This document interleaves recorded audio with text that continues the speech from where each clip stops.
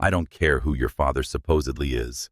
You two aren't getting on this jet. Captain Richard Donovan's voice cut through the pristine private terminal at Miami Executive Airport like a slap as he stared down at the two 17-year-old black teenagers.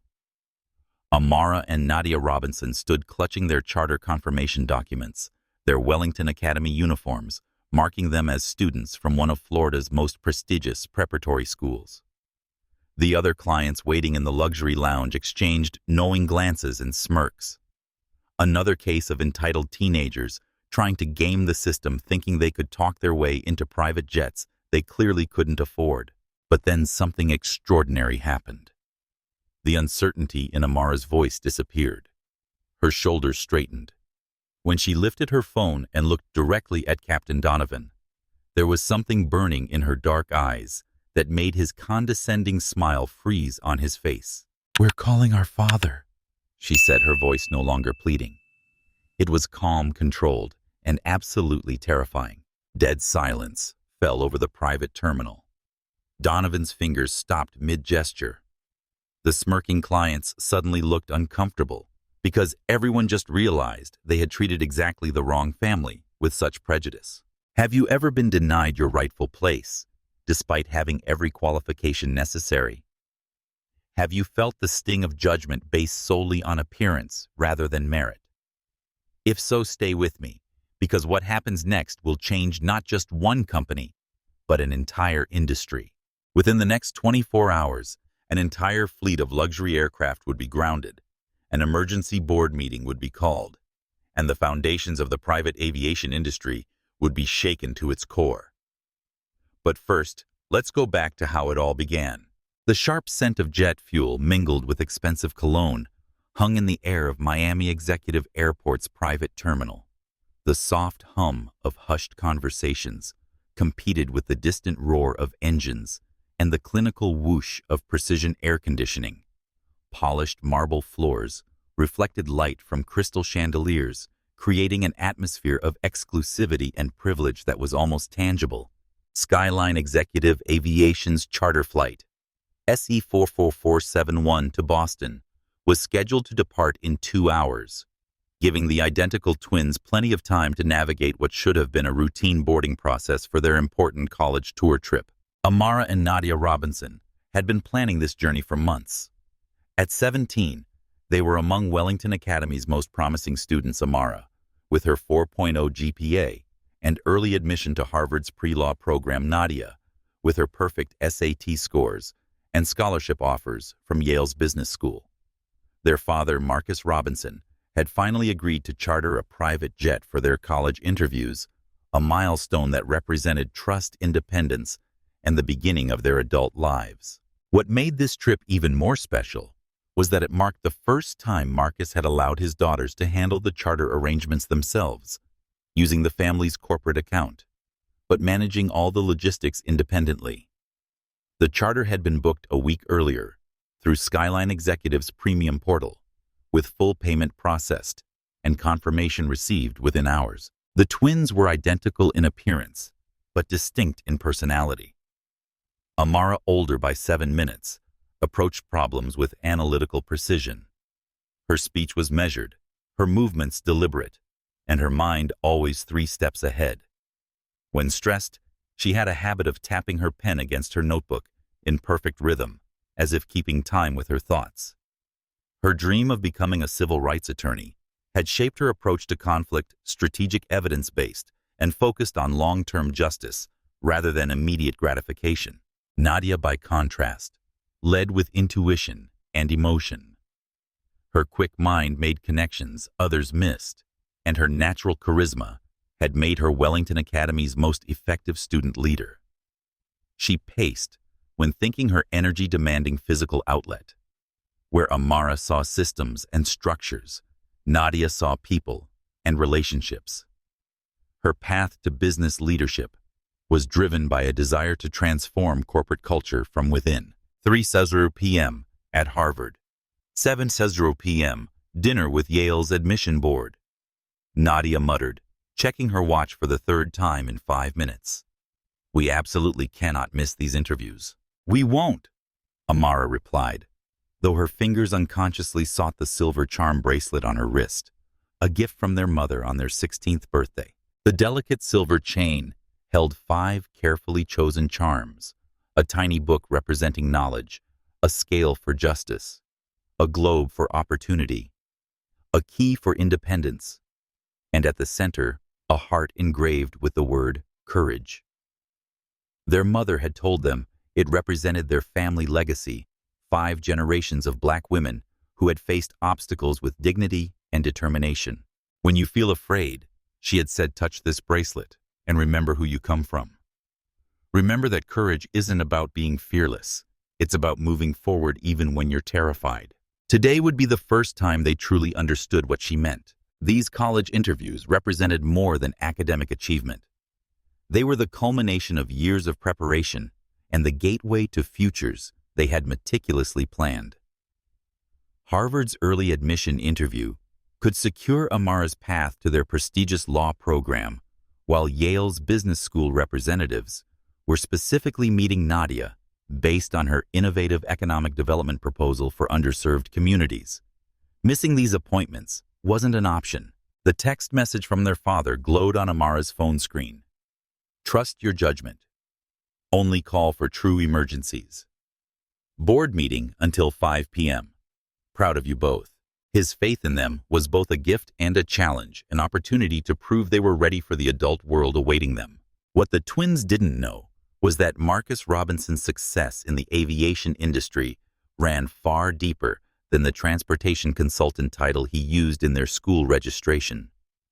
For reasons he had never fully explained, he kept his professional identity carefully separated from his family life, a firewall between his business empire and his daughter's development as independent young women.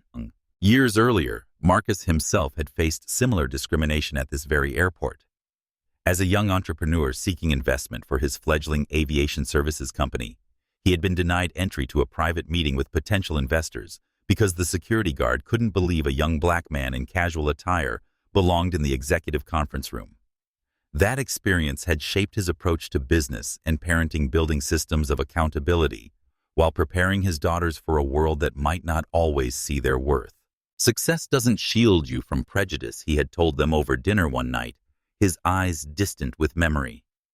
It just changes how it's expressed. Your dignity isn't negotiable. Ever.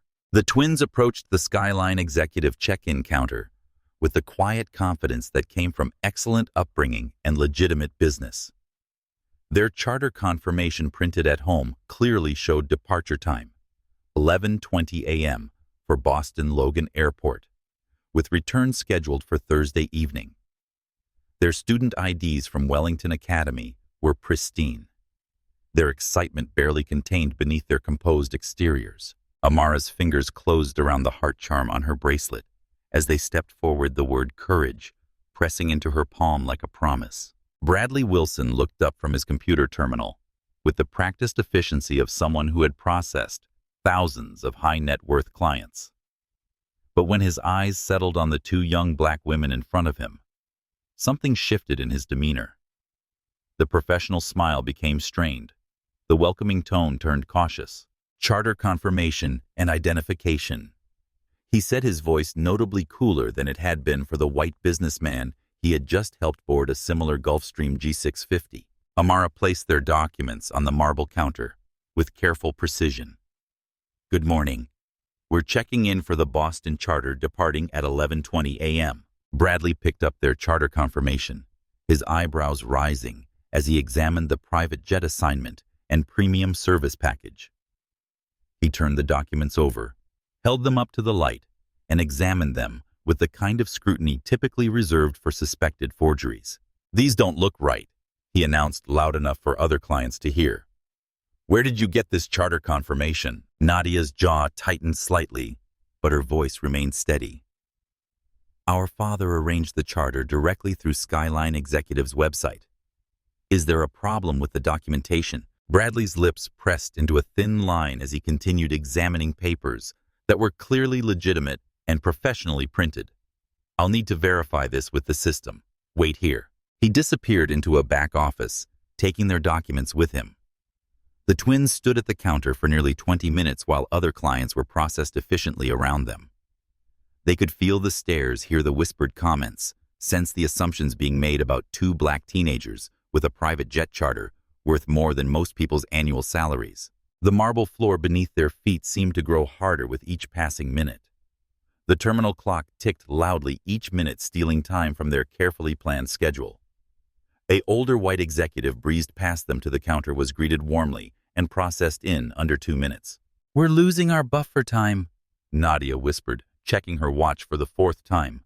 "If we miss this flight, we miss Harvard." Amara's fingers found the scale charm on her bracelet, rubbing it as she mentally calculated their remaining margin. "We still have time," she said, though her throat had gone dry. But not much. When Bradley finally returned, he placed new documentation on the counter with an air of false authority and barely concealed satisfaction. There was a problem in the system, he announced loud enough for everyone nearby to hear. "This charter has been canceled due to payment processing issues." Amara examined the cancellation notice with growing confusion and alarm. The document looked official, but something felt fundamentally wrong about the entire situation. "But this shows the charter was arranged and confirmed last week," she said, pulling out her phone to access their email confirmation. "Our father has the booking receipt showing full payment was processed successfully." Bradley leaned forward across the marble counter, lowering his voice with barely concealed hostility that made nearby clients turn to stare. "Listen, I don't know what kind of game you two are trying to play here, but certain people need to understand that private aviation isn't for everyone. You should be grateful commercial airlines exist for people in your situation." The phrase "certain people" hung in the air like poison gas. There was absolutely no mistaking his meaning, and the racial undertones were crystal clear to everyone within hearing distance. Nadia's hands clenched at her sides, her entire body tensing with righteous anger. But Amara placed a restraining hand on her sister's arm. They had been taught by their parents and Wellington Academy counselors that displays of anger from young black women were too often weaponized against them, used as justification for even worse treatment. "Our father specifically arranged this charter through your premium corporate portal," Amara insisted, keeping her voice level and professional, despite the growing fire in her chest. "The confirmation number is SE4471, and I have the complete email chain documenting the transaction. I'd like to speak to a supervisor, please." Bradley's smile turned predatory, revealing teeth that seemed sharper than they should be. "Supervisors in an important meeting with actual clients. If you have a problem with the cancellation, you can take it up with customer service. They have a complaints department specifically for these kinds of situations." Next, the dismissal was brutal and final. Bradley had already turned his attention to the next client in line, a middle-aged white man in an expensive suit who received the warm professional greeting that had been denied to the twins. Humiliated, angry, and increasingly desperate about their tight timeline, the twins collected their altered documents and moved away from the counter. Other clients stared as they passed, some with what appeared to be sympathy, but most with the smug satisfaction of having their unconscious assumptions confirmed. Two black teenagers obviously didn't belong in the world of private aviation. "We should call Dad right now," Nadia whispered urgently as they found a quiet corner of the terminal. Her foot tapped rapidly against the floor, a physical manifestation of her mounting anxiety. "This is insane, and we're going to miss our interviews." "No," Amara replied firmly, though doubt was beginning to creep into her voice. "He specifically told us he has that crucial board meeting today with the company's largest investors. He asked us not to call unless there was a genuine emergency, and he trusted us to handle this trip independently." "This feels like a genuine emergency to me." Nadia shot back, her frustration finally beginning to show. She ran her hands through her hair, disheveling her neat braids. "We're being actively prevented from traveling for no reason except our skin color. We'll handle it ourselves first," Amara assured her sister, though she was starting to question whether they actually could. Her finger absently tapped against the book charm on her bracelet. Let's try talking to airport security. Maybe they can verify our documents independently. But what they didn't know was that Bradley Wilson was already on the phone with various airport departments, painting a detailed picture of two suspicious teenagers who had attempted to use what appeared to be fraudulent charter confirmations. The discrimination they'd just experienced at the check-in counter was only the beginning of a systematic campaign designed to remove them from the airport entirely. Nadia paced the small alcove where they'd retreated to regroup her hands, gesturing animatedly as she processed what had just happened. "Did you hear what he said? Certain people?" "As if we don't know exactly what he meant by that." "I heard him," Amara replied, her voice tight with controlled emotion. She was scrolling through their email confirmation, double-checking every detail. "And we're going to document it all. Every word, every action, every person involved. Documentation doesn't get us to Boston," Nadia countered, checking her watch again and wincing. "We have exactly 3 hours before our Harvard interview, and we're still standing in Miami because some racist check-in agent decided we don't look like we belong." The sisters' different approaches to conflict were emerging under pressure. Amara, methodical and strategic, was focused on gathering evidence and building a case. Nadia, intuitive and action-oriented, wanted immediate resolution. Both were right in their own way, but neither approach alone would get them through what was coming. "Here's what we'll do," Amara said, her analytical mind formulating a plan. "We'll document everything systematically. Times, names, exact statements. We'll use our phones to record interactions when possible. We'll request verification from higher authorities within the airport, working our way up the chain of command.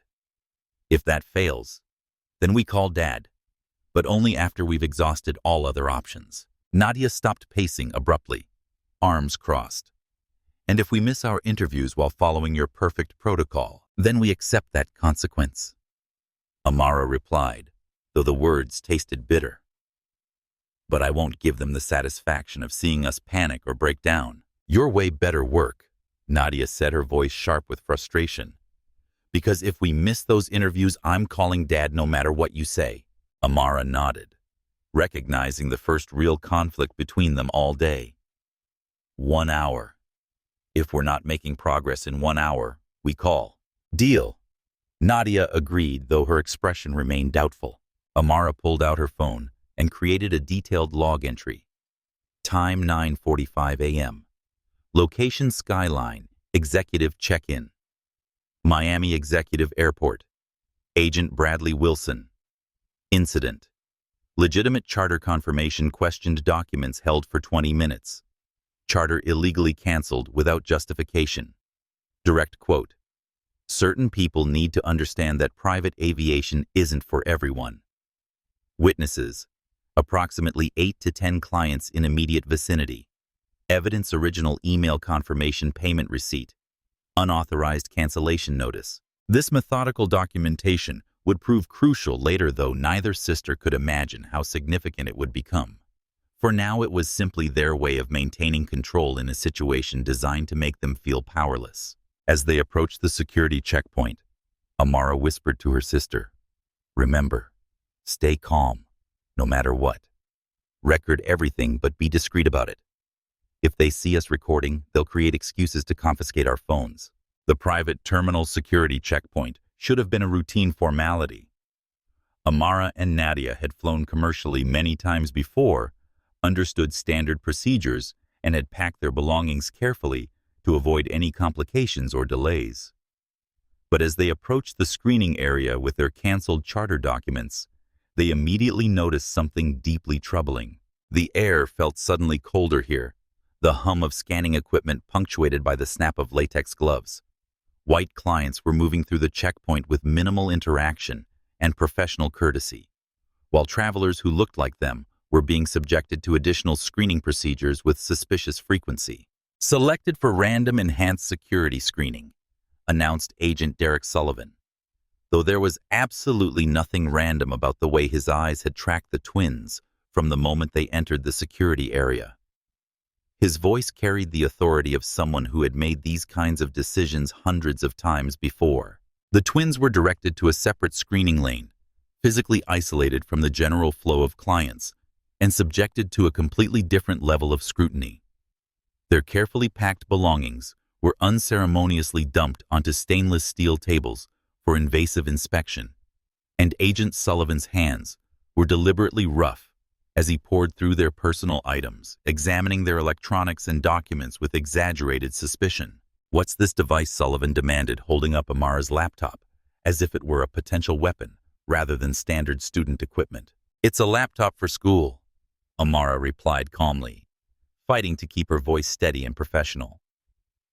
"I need it for my college interviews and to access my academic records." Sullivan opened the device without permission, scrolling through her files with absolutely no legal authority to conduct such a search.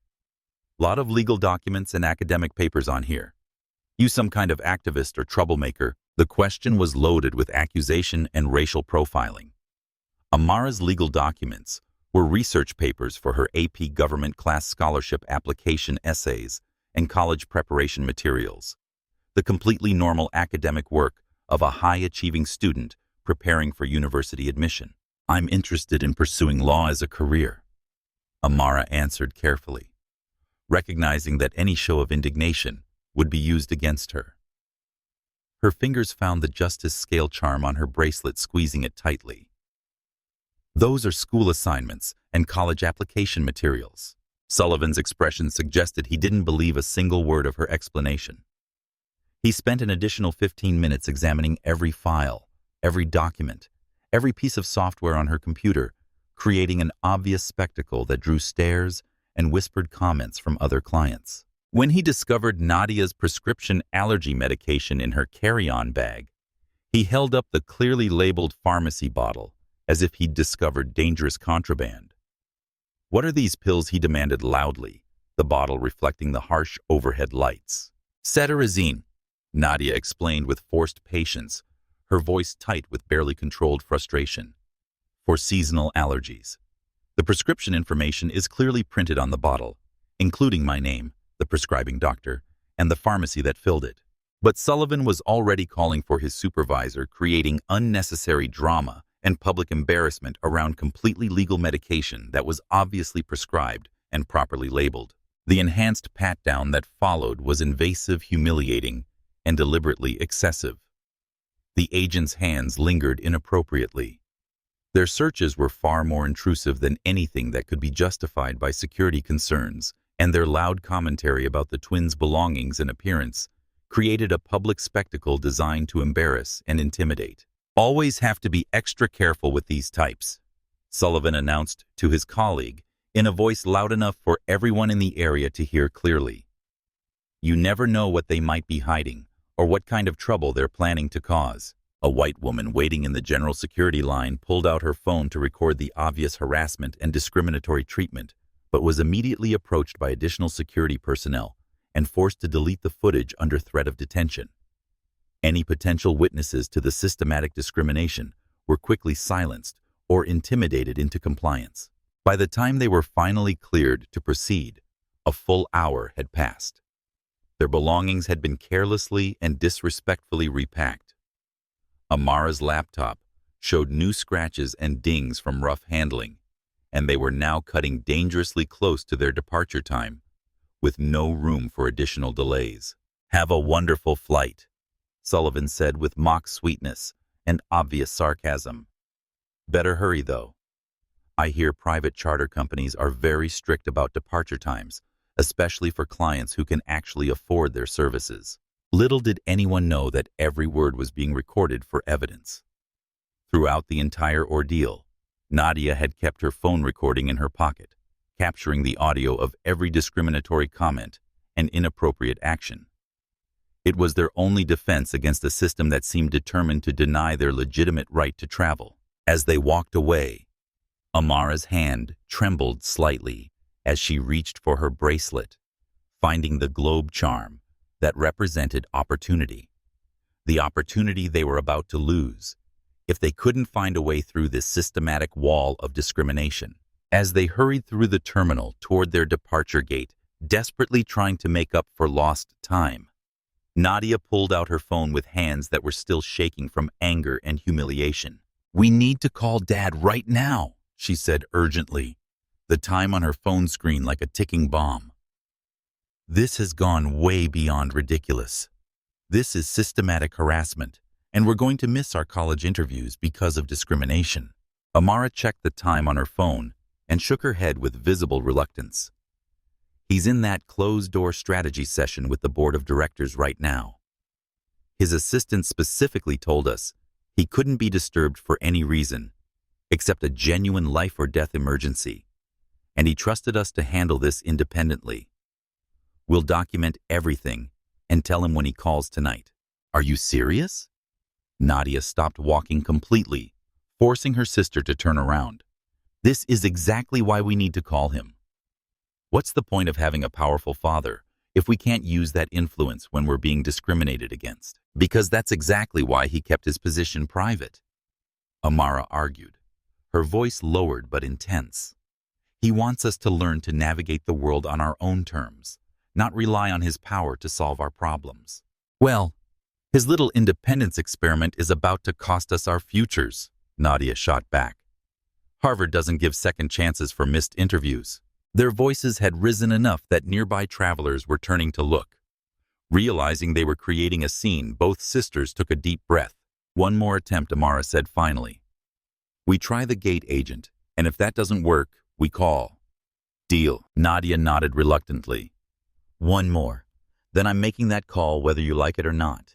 What they didn't know was that their father, Marcus Robinson, was actually sitting in his private office at Skyline Executive Aviation's headquarters at that very moment, conducting his monthly comprehensive assessment of company culture and customer service quality.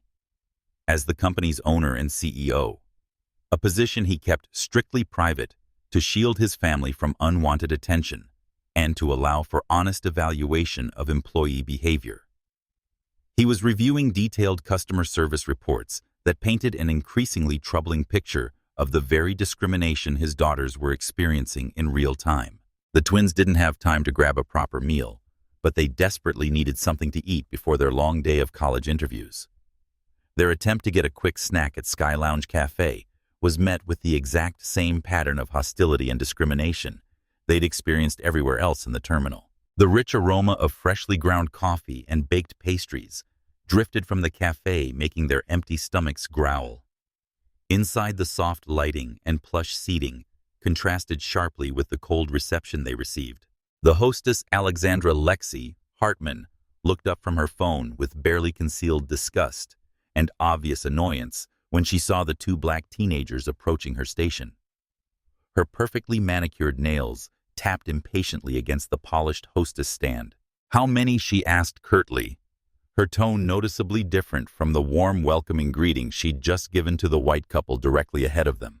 "2, please," Amara replied politely, maintaining her composure despite everything they'd been through. Lexi made an exaggerated show of checking her reservation tablet, scrolling through screens and frowning, as if she were dealing with an incredibly complex logistical problem. "There's going to be about a 45-minute wait for a table," she announced with obvious satisfaction. Nadia glanced around the restaurant in disbelief at the numerous empty tables clearly visible throughout the dining area. The white linen tablecloths gleamed under soft lighting, most of them unoccupied. But there are several open tables right there, and more opening up as people finish their meals. "Those are all reserved," Lexi replied curtly, not bothering to look up from her tablet or acknowledge the obvious contradiction. "Your website clearly states that you don't take reservations," Amara pointed out, pulling up the restaurant's official page on her phone to display the policy. "It specifically says that seating is available on a first-come, first-served basis." Lexi's face flushed with irritation at being caught in such an obvious lie. "Well, the website information is outdated and incorrect. We definitely do take reservations now, and all those tables you see are already spoken for by confirmed reservations." As if the entire scene had been carefully choreographed, a white couple walked in directly behind the twins, Without acknowledging the ongoing conversation or the fact that other customers were clearly ahead of them in line, Lexi immediately brightened with genuine warmth and hospitality. 2 for lunch. Right this way. I have the perfect table available immediately. She grabbed menus and personally escorted the couple to one of the supposedly reserved tables, seating them with obvious enthusiasm and efficiency that contrasted sharply with the hostility and obstruction she'd shown the twins. "Excuse me," Nadia called after her, her patience finally wearing dangerously thin. "We were here first, and you just told us there were no tables available for 45 minutes. Lexi turned back with obvious annoyance and barely concealed anger. "Is there some kind of problem here?" The manager, Thomas Addison, appeared, as if he'd been waiting in the wings for exactly this moment. His name tag identified him clearly as management, but his demeanor and body language suggested he'd already decided how this interaction was going to end. "These girls are causing a disruption," Lexi explained quickly, deliberately, mischaracterizing the entire situation. "I explained our reservation policy and wait times, but they're demanding immediate seating and questioning our procedures." "That's not what happened at all," Amara interjected calmly but firmly. "Your hostess told us there was a 45-minute wait because all tables were reserved, but there are clearly open tables throughout the restaurant, and she just seated people who arrived after us." Thomas's expression didn't change even slightly. He hadn't taken his eyes off the twins since he'd arrived, hadn't bothered to look at the empty tables or the newly seated couple, and clearly had no interest in hearing their side of the story. "I understand you're upset about the wait time, but I'm going to have to ask you to lower your voices," he said, though both girls had been speaking calmly and professionally throughout the entire interaction. "We have paying customers trying to enjoy their meals in a peaceful environment." The threat was implicit, but crystal clear. Comply with discrimination quietly or face escalating consequences. Elena Vasquez, a Hispanic server who had been watching the interaction with growing concern and obvious discomfort, approached the group cautiously. She clearly wanted to help, but was afraid of the potential consequences. The slight tremble in her hands as she clutched her order pad betrayed her internal conflict. "Thomas, I can definitely seat them at one of my tables," she offered quietly. "Table 12 just finished their meal and is ready to be cleaned and reset." "Stay out of this situation," Elena Thomas snapped without even looking at her. "Go check on your other customers and let management handle management decisions." Elena hesitated for a moment, torn between following direct orders from her supervisor and doing what was obviously right. With an apologetic glance at the twins that conveyed her genuine sympathy, she reluctantly retreated, but not before discreetly slipping her business card into Amara's hand, a small act of solidarity and witness that would prove crucial later. "Look," Thomas said, his voice dropping to a threatening whisper that only the twins could hear. "I strongly suggest you find somewhere else to eat. We reserve the right to refuse service to anyone, and right now, you're not welcome in this establishment." The message was unmistakable and brutally clear. This wasn't about restaurant policies, wait times, or reservation systems. It was entirely about who belonged in first-class establishments and who didn't. As the twins left the restaurant, hunger added to their growing list of discomforts and indignities. The systematic pattern of discrimination was becoming impossible to ignore or explain away. At every turn, they were being told, sometimes subtly, sometimes explicitly, that they didn't belong in spaces reserved for privilege and prestige. "This can't be coincidence," Nadia said as they walked away, her voice tight with anger and realization. "This is happening at every single checkpoint. It's coordinated. Someone is making sure we get blocked at every turn." Amara nodded, her analytical mind already piecing together the pattern. "Bradley must have alerted the entire terminal. He's making sure we get flagged everywhere we go." She glanced down at the business card Elena had slipped her. "Elena Vasquez, Senior Server, Skyline Cafe." It read with a personal cell phone number handwritten on the back. The simple act of solidarity, a Hispanic woman risking her job to provide witness and support, struck Amara deeply. "Not everyone is part of the system," she said, showing Nadia the card. "There are still people willing to stand up, even when it costs them something." One ally doesn't get us to Boston, Nadia replied, though her expression softened slightly. But I appreciate that she tried. The interaction with Elena represented something crucial, proof that resistance to discriminatory systems existed even within those systems. It was a small comfort in an increasingly hostile environment, but it reinforced their determination to document and challenge what was happening. Let's head to the gate, Amara said, checking the time again. The minute hands seemed to be racing now, their buffer time evaporating. Maybe we can speak directly to the flight crew and show them our original confirmation. As they walked, Amara added a detailed entry to her documentation log. Time, 10:45 a.m. Location, Skyline. Cafe, Miami. Executive Airport. Personnel, Lexi Hartman, hostess. Thomas Addison, manager. Incident, denied service. Despite available tables, told 45-minute wait while others seated immediately. Direct quote, "We reserve the right to refuse service to anyone, and right now, you're not welcome in this establishment." Witnesses, Elena Vasquez, server, approximately 15 to 20 customers. Evidence, restaurant website, showing no reservation policy, business card from witnessing server. Elena Vasquez watched the twins leave from behind the service station, her stomach tight with shame and frustration. The clatter of dishes and murmur of satisfied customers seemed to mock her cowardice. She had worked at Skyline for 3 years, desperately needed the job to support her mother's medical bills, and had witnessed similar discrimination countless times before. Each time, she had told herself that keeping her job was more important than speaking up, that she couldn't change the system alone, that survival required compromise. But something about these two young women, their dignity, their composure in the face of such blatant injustice, had finally broken through her practiced indifference. Slipping them her card was a small act, potentially meaningless in the larger scheme of things, but it represented a personal line she could no longer cross. She couldn't remain complicit, couldn't keep pretending she didn't see what was happening. Elena Thomas's sharp voice pulled her from her thoughts. "Table 7 needs water. Stop daydreaming and do your job." She nodded automatically, the trained response of someone who had learned to navigate hostile environments through perfect compliance. But inside, something had shifted permanently. She knew those girls would need her testimony eventually, and this time she would be ready to stand with the truth, whatever the cost. As the twins approached the departure gate, they noticed a commotion near the security office.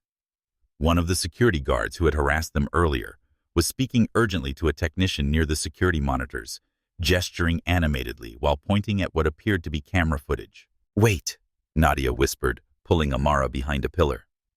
"Look at that." They watched as the security guard handed the technician what looked like a USB drive. The technician nodded and began typing rapidly on his keyboard. "They're deleting the security footage," Amara realized, her heart sinking. "They're erasing the evidence of how they treated us." Nadia quickly raised her phone, capturing video of the exchange. "Not all of it," she said grimly. "We still have our recordings." This unexpected development, the active destruction of evidence, confirmed their worst suspicions. This wasn't just casual discrimination. It was systematic and premeditated, with employees actively covering their tracks. "That's a federal offense," Amara said quietly. "Destroying security footage to cover up civil rights violations." The twins exchanged a look of renewed determination. Whatever lingering doubts they might have had about documenting everything had vanished. They were witnessing a conspiracy unfolding in real time. Meanwhile, Amara and Nadia arrived at the departure gate for charter flight SC-4471, increasingly demoralized by the systematic discrimination they'd faced at every turn. The gleaming Gulfstream G650 sat on the tarmac like a symbol of luxury and exclusivity that seemed increasingly out of their reach, despite having legitimate confirmations and payment records. Through the floor-to-ceiling windows, they could see its pristine white fuselage gleaming in the Miami sun, so close, yet seemingly impossible to reach. The departure gate area was bustling with pre-boarding activity when the twins arrived. Other clients were already queuing for the boarding process, chatting casually about business deals and vacation plans, with the easy confidence of people who belonged in this world without question. The twins checked their documentation one final time, their original charter confirmation email, the cancellation notice from Bradley Wilson, and Elena's business card with her contact information for filing a formal complaint later. Something still felt fundamentally wrong about the entire situation. Amara pulled out her phone and accessed her email, scrolling through their correspondence until she found the complete paper trail from their original booking. The evidence was clear and undeniable. Marcus Robinson had arranged the charter directly through Skyline Executive's premium corporate portal, with full payment processed immediately and confirmation received within hours. "Look at this," she whispered to Nadia, showing her sister the screen. "Dad's original confirmation email shows everything was handled directly through Skyline Executive's system. Bradley completely lied to us about payment problems." Nadia's jaw tightened with anger as she reviewed the documentation. "So what do we do now? We can't exactly force our way onto a private jet, and we're running out of time for our interviews. We document absolutely everything." Amara decided, her voice taking on the methodical, analytical tone that had made her Wellington Academy's star debate team captain and mock trial champion. "If we're going to fight this systematic discrimination, we need comprehensive evidence that can't be disputed or dismissed." They approached the gate agent's desk, where a harried representative named Jennifer Palmer was processing client requests and boarding procedures with mechanical efficiency. The click of her keyboard and hum of the boarding pass printer created a rhythm of privilege that was clearly not meant to include them. When the twins presented their case, showing the original confirmation email versus the current cancellation notice, Jennifer barely looked up from her computer screen. The check-in agent made the appropriate adjustments based on system alerts, she said dismissively, as if she were discussing routine administrative paperwork rather than potential discrimination. "If there was an error in your original booking, it's been corrected through proper channels. But here's the complete email confirmation chain." Amara insisted, turning her phone screen toward Jennifer to display the evidence. "My father specifically arranged this charter through your premium corporate portal. This isn't a booking error. This is an unauthorized cancellation without justification." Jennifer finally looked up from her computer, her expression suggesting she was being asked to solve an impossibly complex technical problem rather than verify a simple charter booking that should take 30 seconds to confirm. "I don't see any record of a formal complaint being filed through our customer service department," she said with bureaucratic indifference. "And even if there was some kind of system error, the aircraft is already configured for the current client manifest. There's nothing I can do at this point." It was a transparent lie, and everyone involved knew it perfectly well. The Gulfstream G650 was configured to accommodate up to 19 passengers in luxury seating arrangements, and Jennifer had the complete authority to restore their charter booking with just a few keystrokes. But she wasn't going to use that authority for two black teenagers, who in her mind probably didn't belong on private jets anyway. Nadia pulled out her phone to document the interaction and create a record of the ongoing discrimination. But Jennifer immediately became hostile and aggressive. "Recording in the gate area isn't permitted under federal aviation regulations," she snapped, though she was completely misrepresenting the actual policies. "Put that device away immediately, or I'll call security." "We're not recording the gate area or any security procedures," Nadia replied calmly, maintaining her composure despite her growing frustration. "We're documenting our customer service interaction for potential civil rights complaints." "Put it away now," Jennifer insisted, her voice rising with authority and implied threat. The twins exchanged meaningful glances. They were being systematically stonewalled and intimidated at every single step of the process, but they weren't going to give up or accept discrimination passively. What came next shocked everyone at Miami Executive Airport. As the boarding process began, the twins watched in growing dismay as other clients moved through the procedures with smooth efficiency and professional courtesy. The contrast between their treatment and everyone else's was becoming increasingly impossible to ignore or dismiss as coincidence. The boarding area buzzed with activity.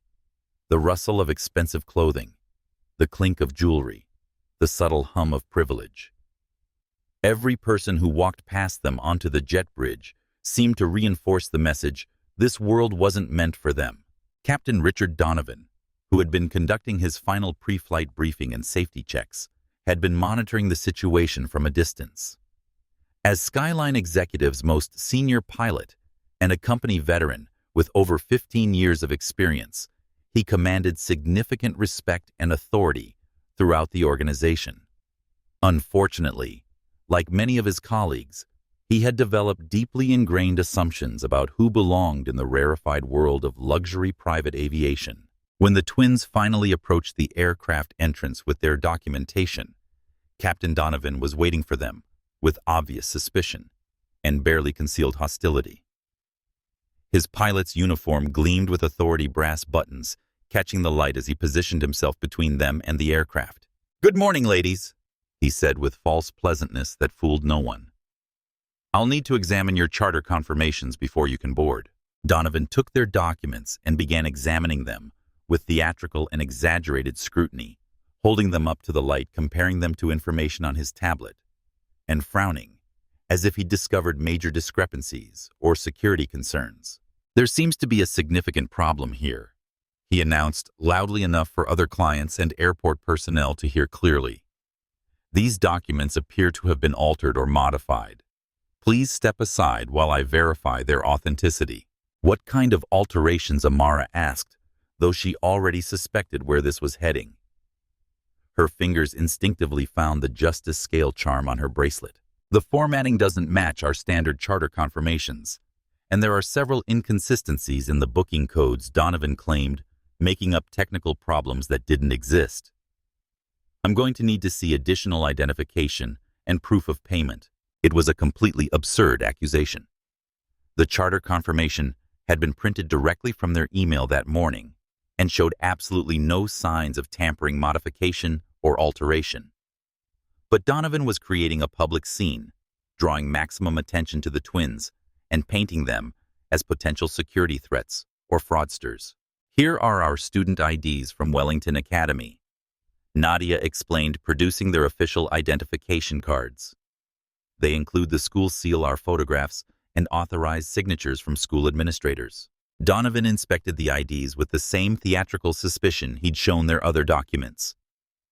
"Student identification can be easily fabricated with modern technology.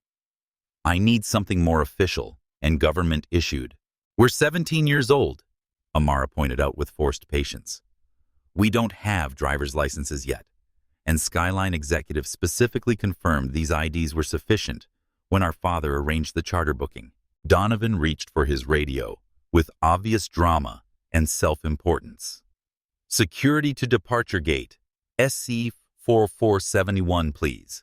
We have a situation requiring immediate assistance." The announcement echoed through the terminal, causing nearby clients to stop their conversations and stare at what appeared to be the apprehension of two teenage criminals. Some pulled out phones to record what they assumed would be an arrest, while others whispered among themselves about security threats and suspicious behavior. "This is discrimination," Nadia stated firmly, no longer willing to pretend this was all just a series of unfortunate misunderstandings or administrative errors. "We have legitimate charter confirmations and proper identification. You're preventing us from boarding because we're black." Donovan's face flushed red with anger at having his motivations called out so directly and publicly. "That's a very serious accusation, young lady. I could have you arrested and banned from this airport for making false claims against airline personnel." The threat hung in the air like a sword, designed to intimidate them into silence and compliance.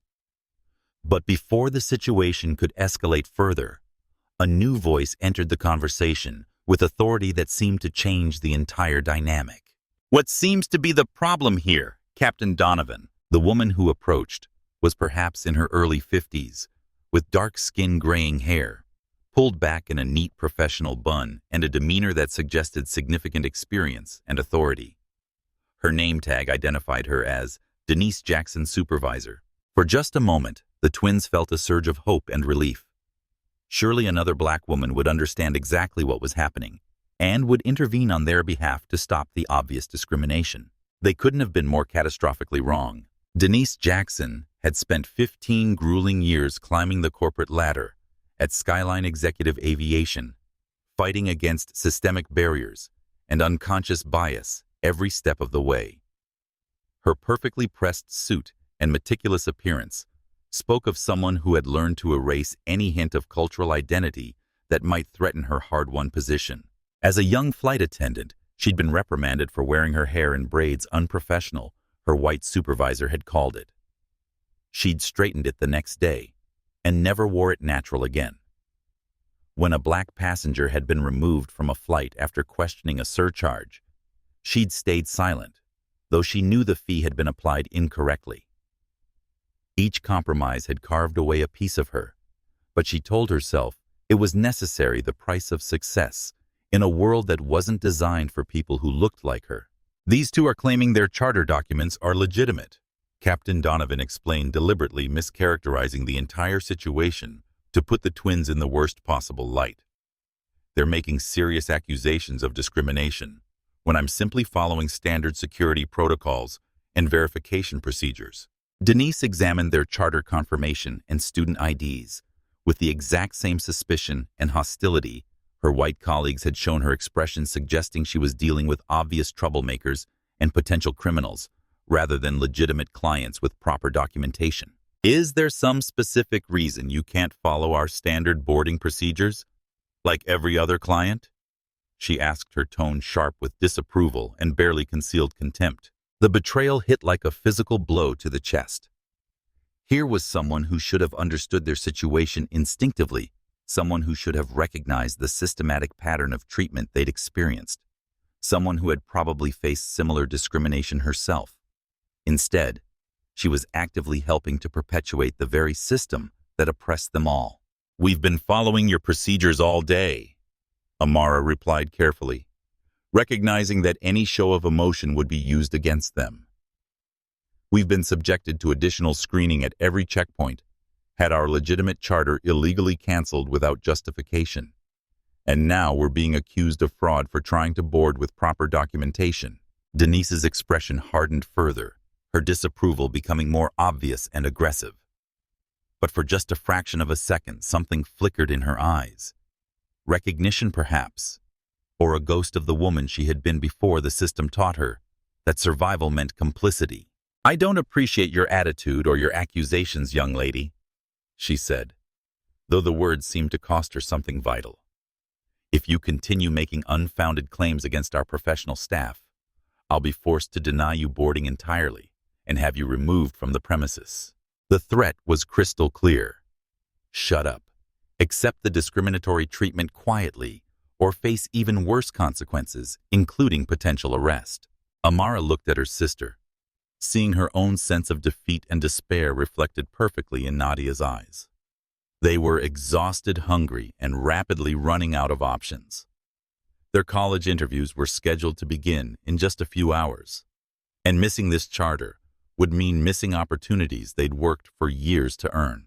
The systematic discrimination had been bad enough when it came from white employees, but this betrayal by someone who should have been an ally felt like the final crushing blow. "Fine," Amara said quietly, her voice barely above a whisper. "We understand."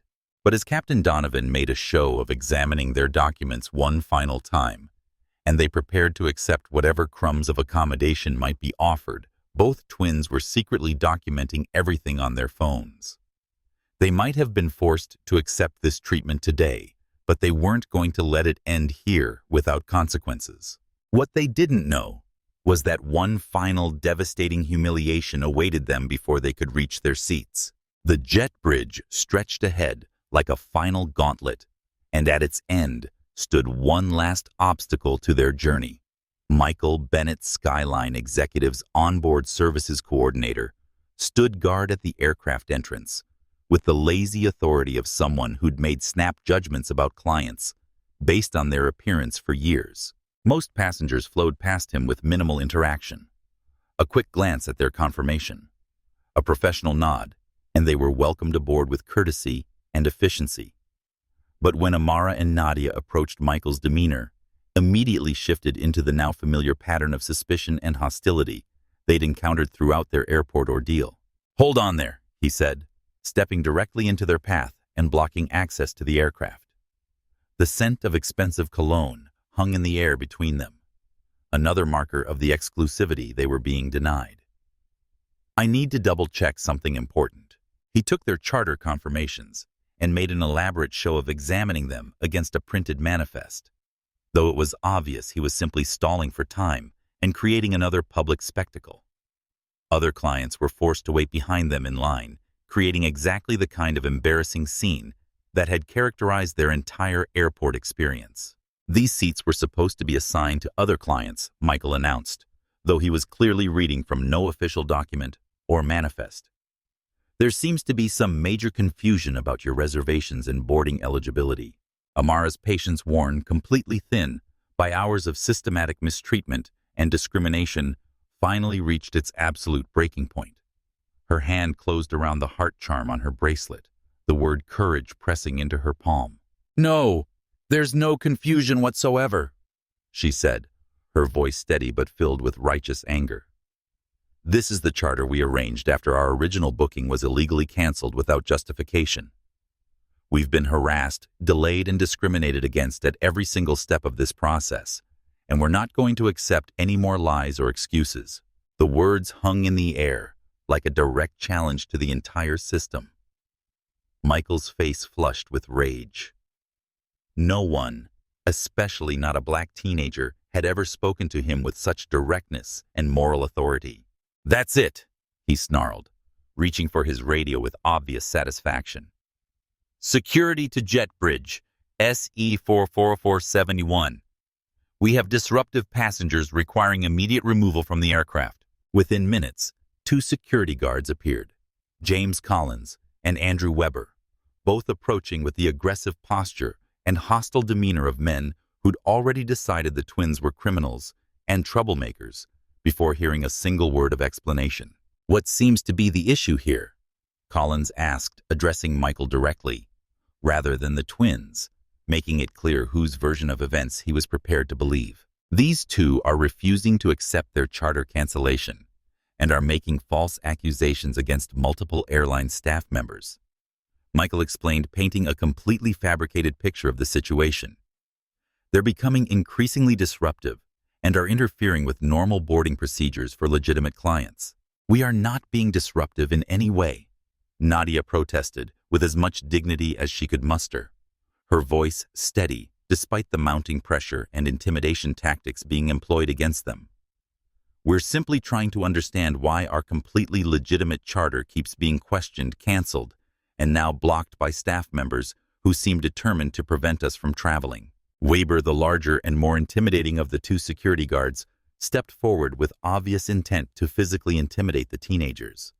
His bulk cast a shadow over them as he positioned himself uncomfortably close, using his size as a weapon of psychological warfare.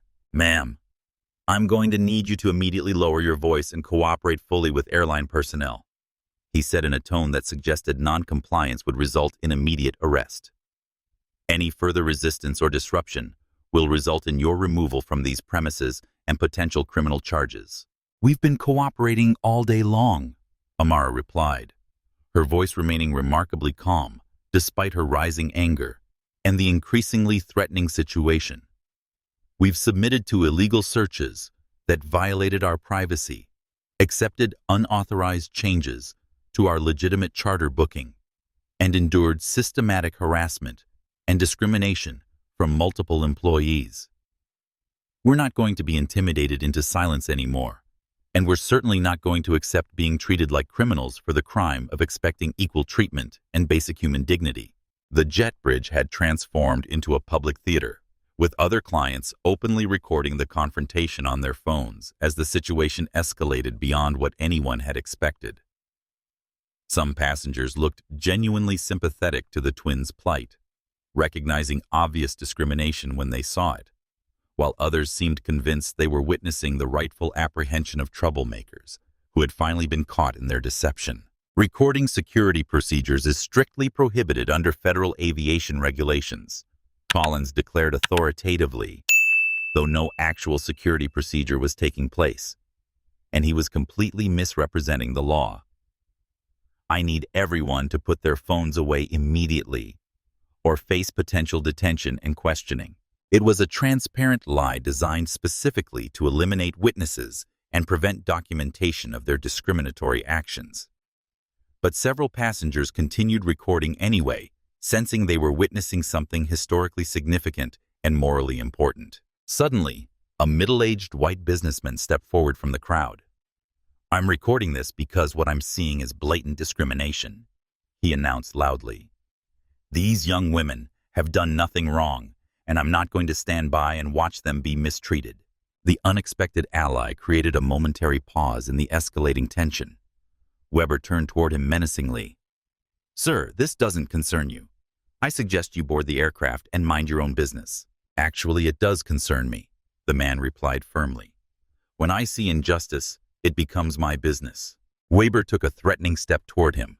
"Sir, if you continue to interfere with security operations, you'll be removed from the flight as well." The businessman didn't back down. "Go ahead.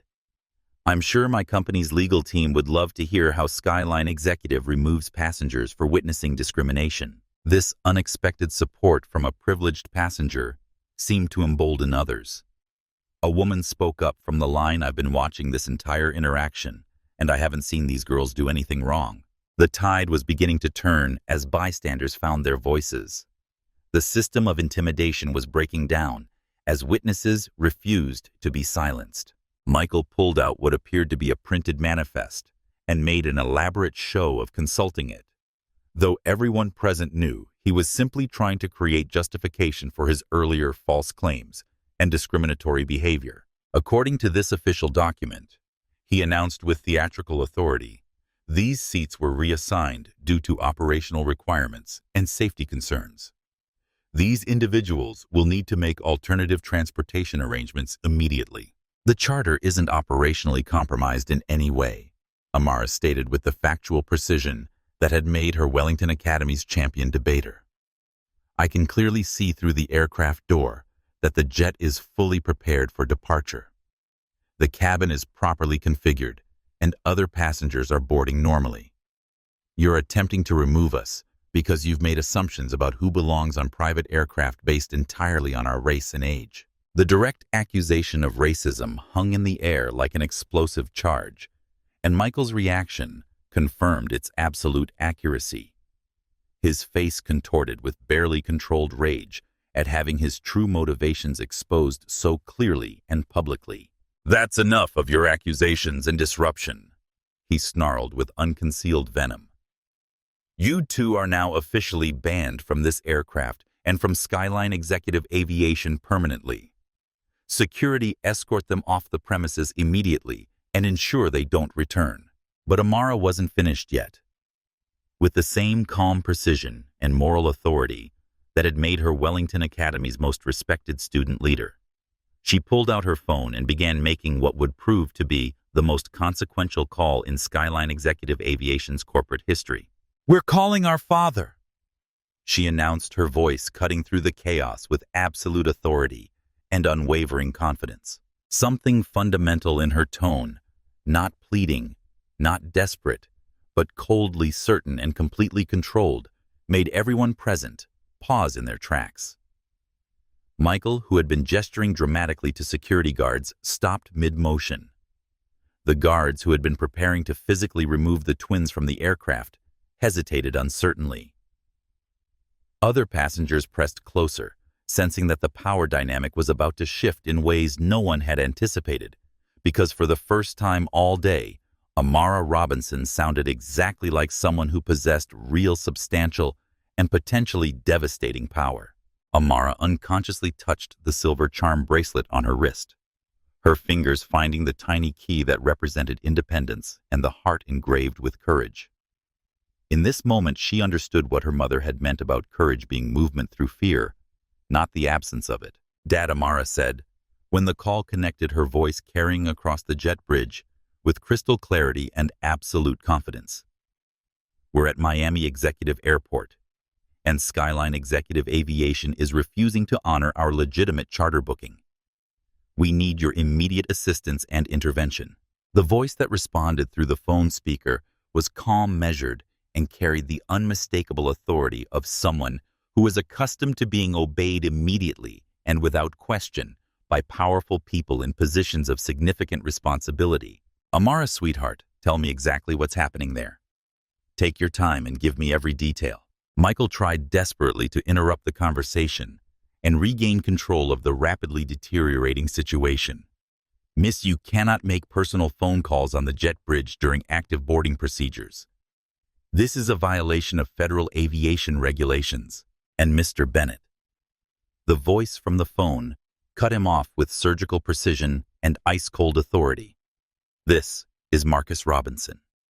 You will not interrupt my daughter again, and you will not make any further attempts to intimidate or silence her." The blood drained completely from Michael's face as the implications of that name hit him like a physical blow. Marcus Robinson wasn't just any concerned parent making empty threats. He was Skyline Executive Aviation's owner's CEO and the man who signed Michael's paychecks and had the absolute power to end his career with a single word. The twins looked at each other in genuine surprise and growing amazement. They had always known their father was successful in the aviation industry, but they had never fully understood or appreciated the true extent of his influence, power, and authority within the private aviation sector. Now Marcus continued, his voice carrying across the jet bridge for everyone present to hear clearly. "I want you to listen very carefully to what my daughters are about to tell you about their experience today, because what you and your colleagues have done isn't just morally wrong and legally questionable. It's about to cost Skyline Executive Aviation everything it has worked to build." The silence that followed was absolutely deafening. Security guards stepped back uncertainly, suddenly realizing they might be on the wrong side of a situation that was spiraling far beyond their understanding or control. Michael looked like a man watching his entire career collapse in real time. Other passengers pressed even closer, sensing they were witnessing something that would be talked about for years to come. Captain Richard Donovan, who had been monitoring the situation from the cockpit, emerged with obvious concern and growing panic as he began to understand the magnitude of what was unfolding. "Mr. Robinson," Donovan said, his voice shaking slightly as he tried to salvage an increasingly impossible situation. "I'm Captain Donovan. I'm sure we can resolve any misunderstandings quickly and professionally. There may have been some communication errors or procedural confusion." Captain Donovan Marcus's voice turned even colder and more dangerous. "There have been no misunderstandings or communication errors. What has happened here today is systematic, deliberate, and documented racial discrimination against my daughters by multiple employees of my company. They have been harassed, humiliated, and threatened with arrest for the crime of attempting to use a charter service that was legitimately purchased and properly confirmed." Marcus's words hit like hammer blows, each accusation more damning than the last. The scope of what had occurred was becoming clear not just to the immediate participants, but to everyone within hearing distance. "Amara, Nadia," Marcus said, his voice softening when he addressed his daughters directly. "I need you to stay exactly where you are and continue documenting everything that happens. Don't move from that location. Don't accept any offers or compromises from airline staff, and keep recording every interaction. I'm implementing Emergency Protocol Alpha immediately." The twins exchanged confused glances, having never heard of such a protocol in all their years of listening to their father discuss business matters. "What's Protocol Alpha?" Dad Nadia asked with genuine curiosity. "You'll understand in approximately 2 minutes, Marcus replied with grim satisfaction and barely controlled anger. "Every single person who treated you like criminals today is about to learn exactly why I kept my ownership of this company private, and why that was the biggest mistake they could possibly have made." Throughout the terminal, departure boards began flickering ominously, with updates that would send shockwaves through the entire private aviation industry. Charter after charter, flight after flight, began showing the same unprecedented status. Delayed. Operational review required. The digital displays bathed the waiting areas in an eerie red glow as dozens of flights simultaneously went into hold status. "What's happening to all the flights?" someone in the crowd asked with growing alarm as phones began ringing throughout the terminal, passengers checking their charter status in growing confusion. Marcus's voice carried a tone of grim satisfaction mixed with righteous anger as he explained the scope of his response. Emergency protocol. Alpha means that every single Skyline executive aircraft currently on the tarmac at gates or in preparation for departure is being immediately grounded pending a comprehensive investigation into discriminatory practices and systematic civil rights violations. No Skyline executive aircraft will move until I am personally satisfied that this company deserves to operate. The magnitude of Marcus Robinson's response left everyone speechless and struggling to comprehend what they were witnessing. Michael Bennett, who moments before had been aggressively confronting two teenagers with the confidence of someone who held all the power, now looked like a man facing his own professional execution. "Sir," Captain Donovan said carefully, his voice trembling as he tried to grasp the full implications of what was happening. "Surely, this is an extreme overreaction to what amounts to customer service miscommunications. Grounding our entire fleet will cost millions of dollars and strand hundreds of clients across the country." Captain Donovan Marcus's voice carried deadly calm and absolute authority. "There have been no customer service miscommunications. What has occurred here is systematic racial discrimination captured on multiple security cameras witnessed by dozens of people and documented by my daughters in real time. More importantly, this represents a pattern of behavior that I now realize has been festering within my company for years, while I trusted others to maintain the standards of dignity and respect that should define every client interaction. The implications were staggering and went far beyond the immediate situation. Marcus wasn't just responding to his daughter's treatment. He was acknowledging that their experience had revealed systemic problems that demanded comprehensive investigation and radical transformation. "Your right to fly passengers isn't a birthright," Captain Marcus added, his voice like steel wrapped in velvet. "It's a privilege that requires meeting standards of decency, fairness, and legality. And you've just demonstrated that you and many others in this company have failed to meet those standards in the most fundamental ways possible." Other clients throughout the terminal were now openly staring and recording, many live streaming the confrontation as word spread rapidly through social media about what was unfolding at Miami Executive Airport. The hashtag #Skyline Executive Discrimination was already beginning to trend as the story spread far beyond the confines of the private aviation terminal. The rhythmic clack of expensive shoes against the polished floor announced the arrival of Bradley Wilson, the ground operations supervisor who had started the entire ordeal by canceling the twins' legitimate charter. His face was already slick with sweat, his breathing labored from rushing to the scene. He appeared at the jet bridge with obvious panic and desperation written across his face. "Mr. Robinson," he said breathlessly, "I'm Bradley Wilson from ground operations. If there were any errors in processing today, I'm sure we can resolve them immediately and get your daughters on their way without any further delays." "Mr. Wilson," Marcus replied with ice in his voice, "you personally told my daughters that certain people need to understand that private aviation isn't for everyone. You canceled their legitimate charter without justification, accused them of fraud, and suggested they should be grateful that commercial airlines exist for people in their situation. Would you like to explain exactly what you meant by those comments?" Bradley's face went white as he realized that every discriminatory word he had spoken was being quoted back to him verbatim, apparently from detailed records that had been maintained throughout the day. "Sir, I think there may have been some misunderstanding about my comments. I was simply following standard verification procedures." "Mr. Wilson," Marcus cut him off ruthlessly, "my daughters have recordings of your exact words. Security cameras captured your behavior, and multiple witnesses observed your discriminatory actions. There was no misunderstanding. There was deliberate systematic racism directed at paying customers because you made assumptions based entirely on their race and age. Dignity isn't a privilege reserved for some. Marcus continued, his voice resonating through the terminal.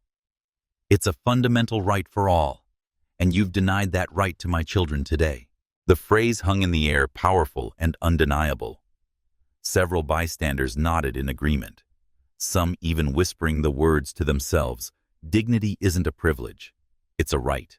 Derek Sullivan, the security agent who had subjected the twins to invasive and unnecessary searches, appeared next.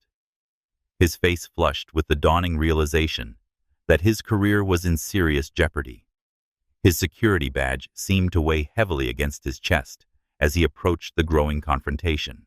Mr. Robinson, I want to clarify that all security procedures were conducted according to standard protocols and federal regulations, he claimed desperately. Mr. Sullivan, Marcus replied, with barely controlled fury. You subjected my daughters to invasive searches that violated their privacy and dignity, examined their personal electronics without legal authority, and made public comments about being extra careful with these types. And you then attempted to prevent witnesses from documenting your discriminatory behavior, which federal regulations authorize racial profiling and illegal searches based on skin color. The question hung in the air unanswered, because everyone present knew that no such regulations existed. Alexandra Lexi Hartman and Thomas Addison from the Sky Lounge Cafe had also arrived, both looking increasingly panicked as they began to understand the scope of what they had become involved in. The distinctive clatter of restaurant keys jingling on Thomas's belt seemed suddenly intrusive in the tense silence. Mr. Robinson. Thomas began nervously. If there were any issues with service at our establishment, I assure you they will be addressed immediately through our standard complaint resolution procedures. Mr. Addison. Marcus's voice was now openly hostile. You personally told my daughters they weren't welcome in your establishment, seated other customers ahead of them despite their earlier arrival, and instructed your staff not to assist them. When a server attempted to help, you explicitly told her to stay away from my daughters. This wasn't a service issue. This was systematic exclusion based on race. As each employee was confronted with the evidence of their discriminatory behavior, the scope of what had occurred became increasingly clear. This wasn't a series of isolated incidents or unfortunate misunderstandings. It was a coordinated pattern of discrimination that had been accepted as normal operating procedure. But the most devastating revelation was yet to come. Furthermore, Marcus continued relentlessly. I have spent the last 2 hours reviewing security footage, customer service records, and employee communications from today's events. What I've discovered is that this systematic discrimination against my daughters was not an aberration. It was entirely consistent with how this company has been treating minority customers for years, while I trusted others to maintain our standards. The words hit like a nuclear explosion. Marcus Robinson wasn't just angry about his daughter's treatment. He was acknowledging that their experience had exposed a corporate culture that had systematically failed the very principles he thought he had established. As Marcus spoke, his mind flashed back to his own experience 23 years earlier in this very terminal. He had been just 26, wearing jeans and a t-shirt, his startup aviation company barely a year old. He'd scheduled a meeting with potential investors, only to be stopped at the security checkpoint. You're in the wrong place, the guard had told him, not even bothering to check his ID. Service entrance is around back. When he'd insisted he was there for a meeting, showed his credentials, and meeting invitation, the guard had called for backup. 2 more security officers had arrived, surrounded him, made him empty his pockets, questioned him for nearly an hour, while his investors waited. By the time he was finally allowed through, disheveled and humiliated, the investors had lost interest. Not the right image, they'd said. Too unprofessional. That day had cost him an 8-figure investment and nearly bankrupted his fledgling company. He'd promised himself that if he ever succeeded, he would build a company where no one would experience that kind of humiliation based on appearance. The bitter irony that his own daughters had faced the same discrimination within the very company he'd built to prevent it, wasn't lost on him. The twins stood in the middle of this unfolding catastrophe, watching as the hidden power dynamics that had constrained their day were suddenly and dramatically reversed.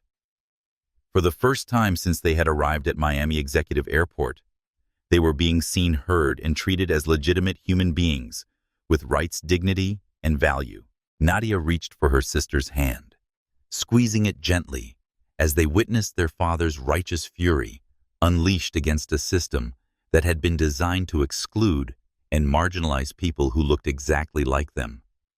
There was no pleasure in watching careers collapse, no satisfaction in seeing the panic on the faces of people who had treated them with such contempt.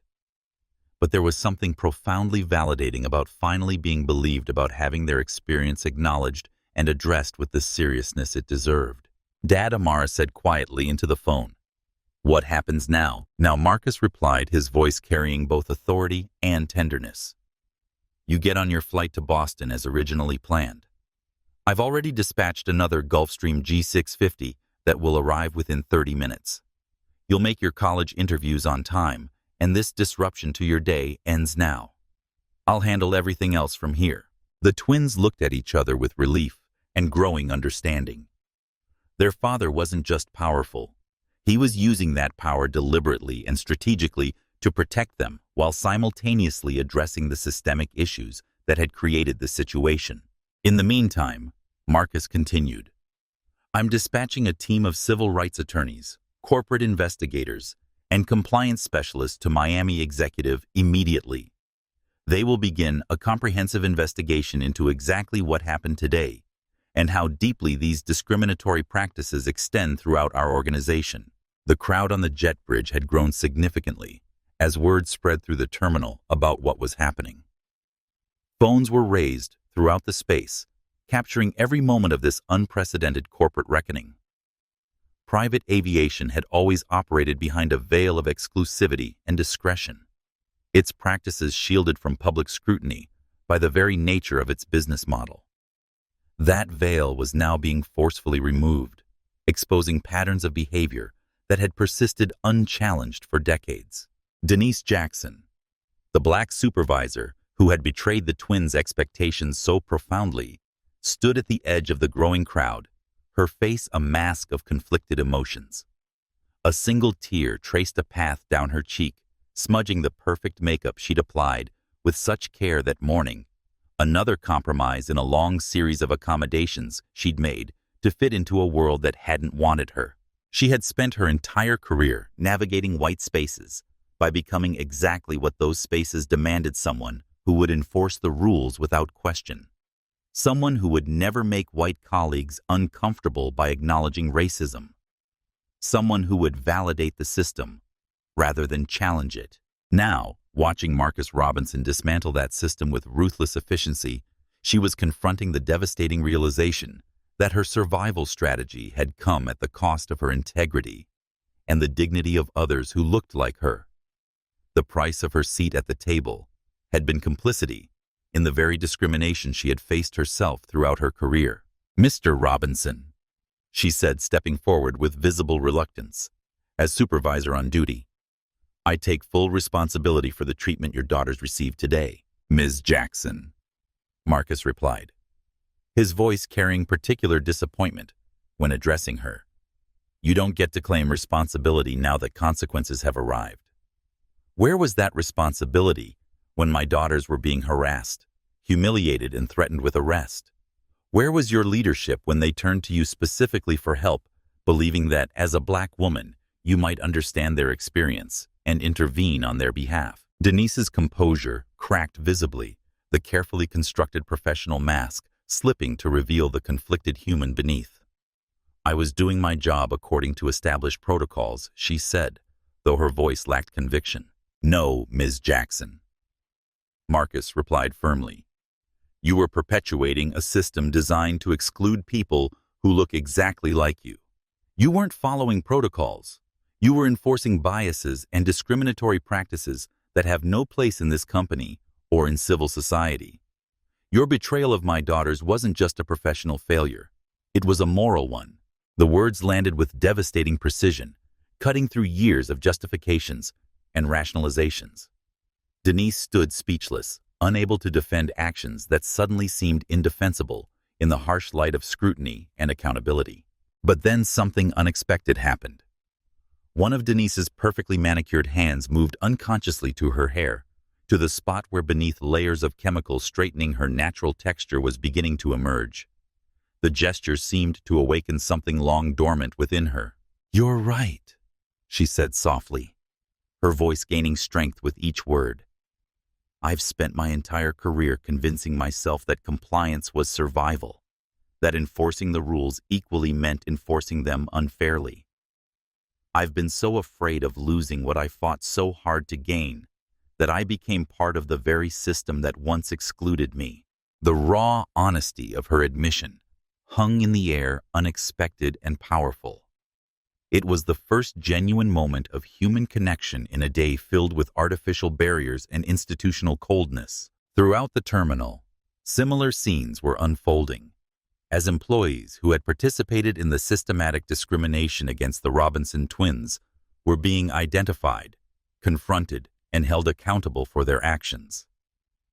The carefully constructed hierarchy of exclusion was collapsing in real time, its foundations exposed as built on prejudice rather than principle. Bradley Wilson had retreated to a quiet corner, frantically calling colleagues to warn them of what was happening, but finding no allies willing to defend his actions now that the company's owner had directly condemned them. Derek Sullivan was attempting to delete messages from his phone that documented the coordinated campaign against the twins, unaware that all electronic communications had already been secured as evidence for the upcoming investigation. Captain Richard Donovan stood rigid and pale, the implications of his participation in this discrimination beginning to sink in. As the most senior pilot in the company, he had set the tone for how clients were treated. His behavior, establishing the unofficial but powerful norms that defined the corporate culture. Now that same influence made him uniquely responsible for the systemic failures being exposed. "Mr. Robinson," he said, his voice barely audible, "I want to extend my personal apology to your daughters for their treatment today." Captain Donovan Marcus replied, coldly, "Apologies without accountability are meaningless. You didn't make a mistake. You made a choice, repeated choices in fact, to participate in and enforce discriminatory practices against legitimate clients based solely on their race. Those choices have consequences, and you're about to face them in full. Stand tall or stand aside." Marcus added the phrase, cutting through the tense atmosphere like a blade. There's no middle ground when it comes to human dignity. Several onlookers nodded at the powerful statement, some even whispering it to themselves. It was clearly a personal motto for Marcus, one that had guided his life and was now being revealed to everyone present. The systematic dismantling of exclusionary practices continued with methodical precision as Marcus Robinson addressed each individual involved, quoting their exact words back to them and identifying the specific actions that constituted discrimination. There was no shouting, no theatrical displays of outrage, just the cold, inexorable process of accountability being applied with absolute authority. For the twins watching this unfold was a profound education in power justice and the complex realities of institutional change. Their father wasn't just defending them as individuals. He was using their experience as a catalyst for transforming an entire company culture that had failed to live up to its stated values. "Ladies and gentlemen," Marcus's voice addressed the growing crowd of witnesses through the phone speaker, "I want to be absolutely clear about what's happening here today. Skyline Executive Aviation was founded on principles of excellence, integrity, and respect for every client we serve. What my daughters experienced today represents a fundamental betrayal of those principles and an unacceptable failure of leadership at multiple levels within our organization." The crowd had fallen completely silent, sensing they were witnessing something historically significant. A rare moment of genuine accountability in an industry that had operated by its own rules for generations. "Effective immediately," Marcus continued, I am implementing a comprehensive review of all company policies, practices, and personnel. Every employee involved in today's events is suspended pending investigation. Every client affected by our grounded flights will receive full refunds and additional compensation for the inconvenience. And most importantly, every instance of discrimination identified through our investigation will be addressed with appropriate consequences, up to and including termination and potential legal action. The scope of his response was unprecedented, the financial implications staggering. But Marcus Robinson was making a clear statement about values transcending profits, about principles mattering more than procedures, about human dignity being non-negotiable regardless of cost. Dad, Amara said into the phone, her voice steady but filled with emotion. Thank you for believing us without question. Marcus's response wasn't immediate, and when it came, his voice was thick with suppressed emotion, not the controlled authority of a CEO, but the raw vulnerability of a father who had just learned his children had been harmed. Sweetheart, Marcus replied, I believe you because you've earned that trust through years of integrity and honesty. But I also believe you because I've experienced exactly what you're describing. His voice cracked slightly, revealing a depth of personal pain that he rarely allowed others to see. 23 years ago, I stood in that same terminal wearing jeans and a t-shirt and was denied entry to a meeting with potential investors because security didn't believe a young black man could possibly belong there. I swore that day that if I ever built something of my own, it would never perpetuate that kind of exclusion. I failed you today, and I'm so sorry. This quiet exchange, overheard by everyone present, revealed something crucial about why Marcus's response was so immediate and so comprehensive. This wasn't just a CEO protecting his children or his company's reputation. This was a black man who had lived the very discrimination his daughters were experiencing, who understood precisely what they were feeling, and who recognized the pattern because he had faced it himself throughout his career. You didn't fail us, Dad, Nadia said firmly. The system failed and now you're fixing it. That matters more. Within 30 minutes, the promised Gulfstream G650 arrived at the gate, its crew carefully selected from staff, with impeccable records of professional service and equal treatment of all clients. The twins were escorted aboard with the respect and courtesy they should have received from the beginning, their belongings handled with care, their comfort prioritized by crew members who understood that their jobs depended on treating every passenger with dignity, regardless of appearance. As they settled into the luxurious leather seats of the private jet, both sisters exhaled deeply, the tension of the day finally beginning to release. They had survived a gauntlet of discrimination, documented everything meticulously, and witnessed the beginning of accountability that would eventually transform not just Skyline executive aviation, but the entire private aviation industry. I can't believe Dad owns the company, Nadia whispered as the aircraft prepared for takeoff. All this time we thought he was just a consultant. I think that was deliberate, Amara replied thoughtfully, touching her charm bracelet. He wanted us to develop independently, to face the world as ourselves, rather than as extensions of his power. Well, I'm grateful for that power today, Nadia admitted, looking out the window as Miami receded beneath them. Without it, we'd still be standing in that terminal fighting a system designed to exclude us.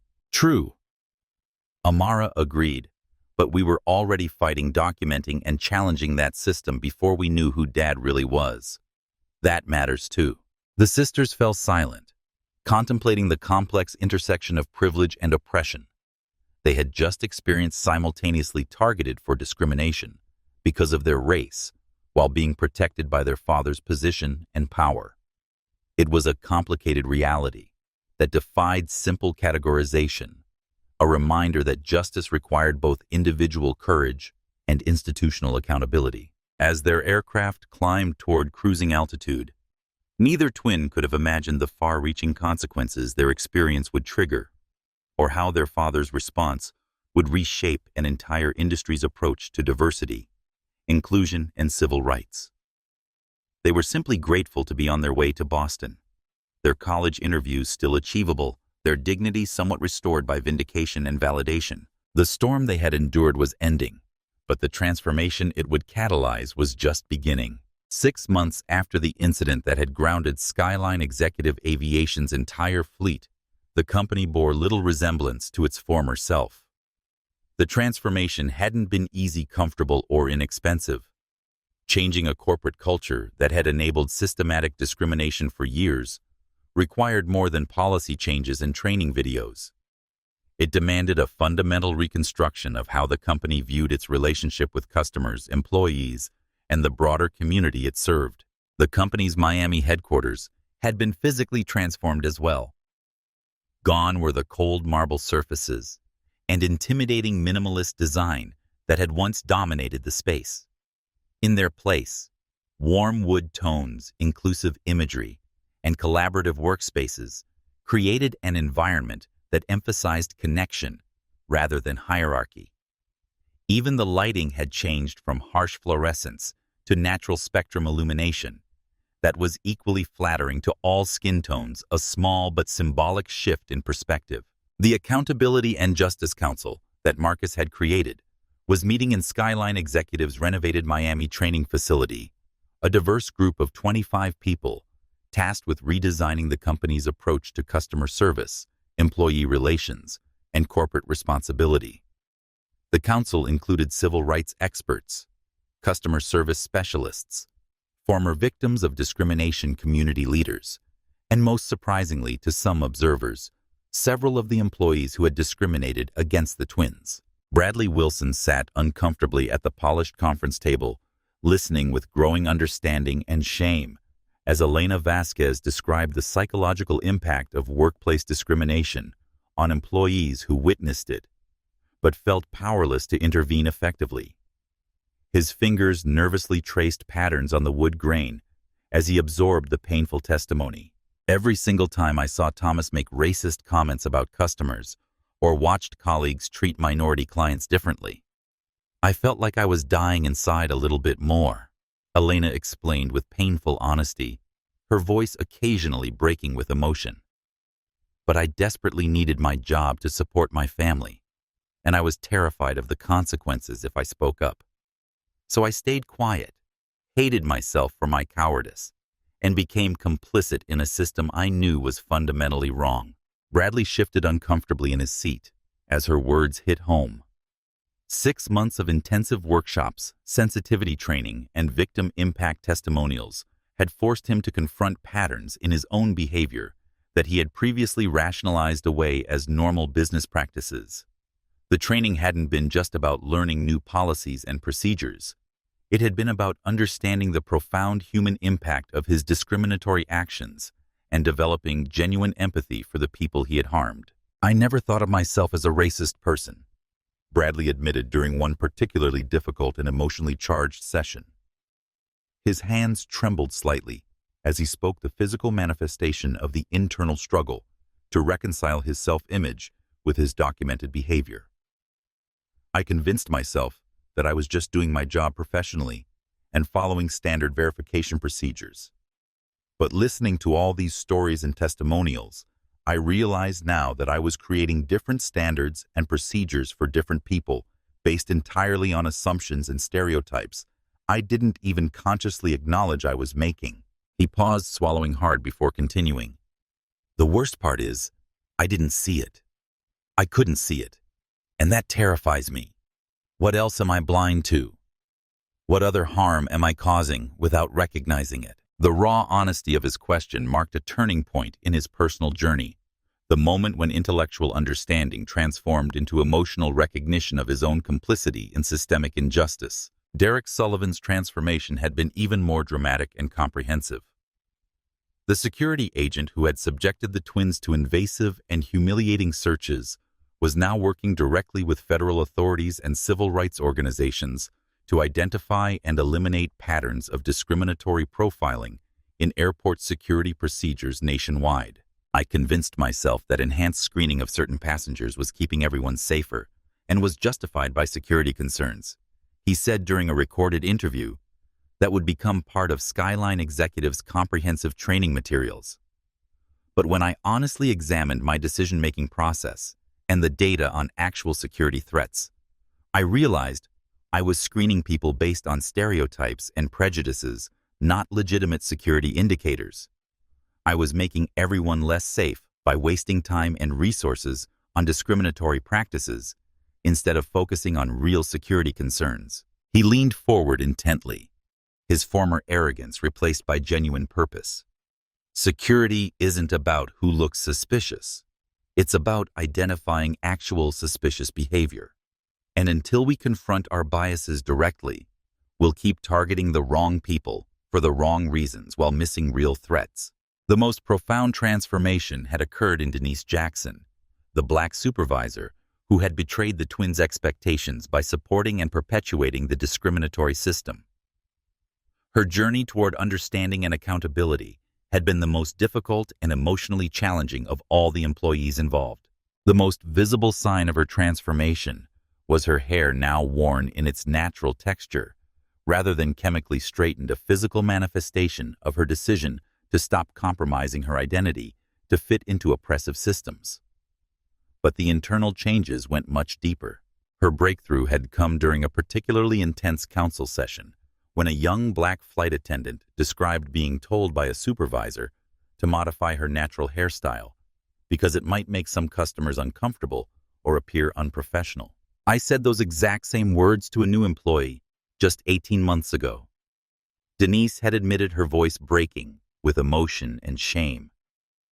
I told myself I was helping her succeed in the corporate world and preparing her for the realities of business, but I was actually perpetuating the same discriminatory system that had forced me to deny and suppress parts of my own identity to be accepted and advanced professionally.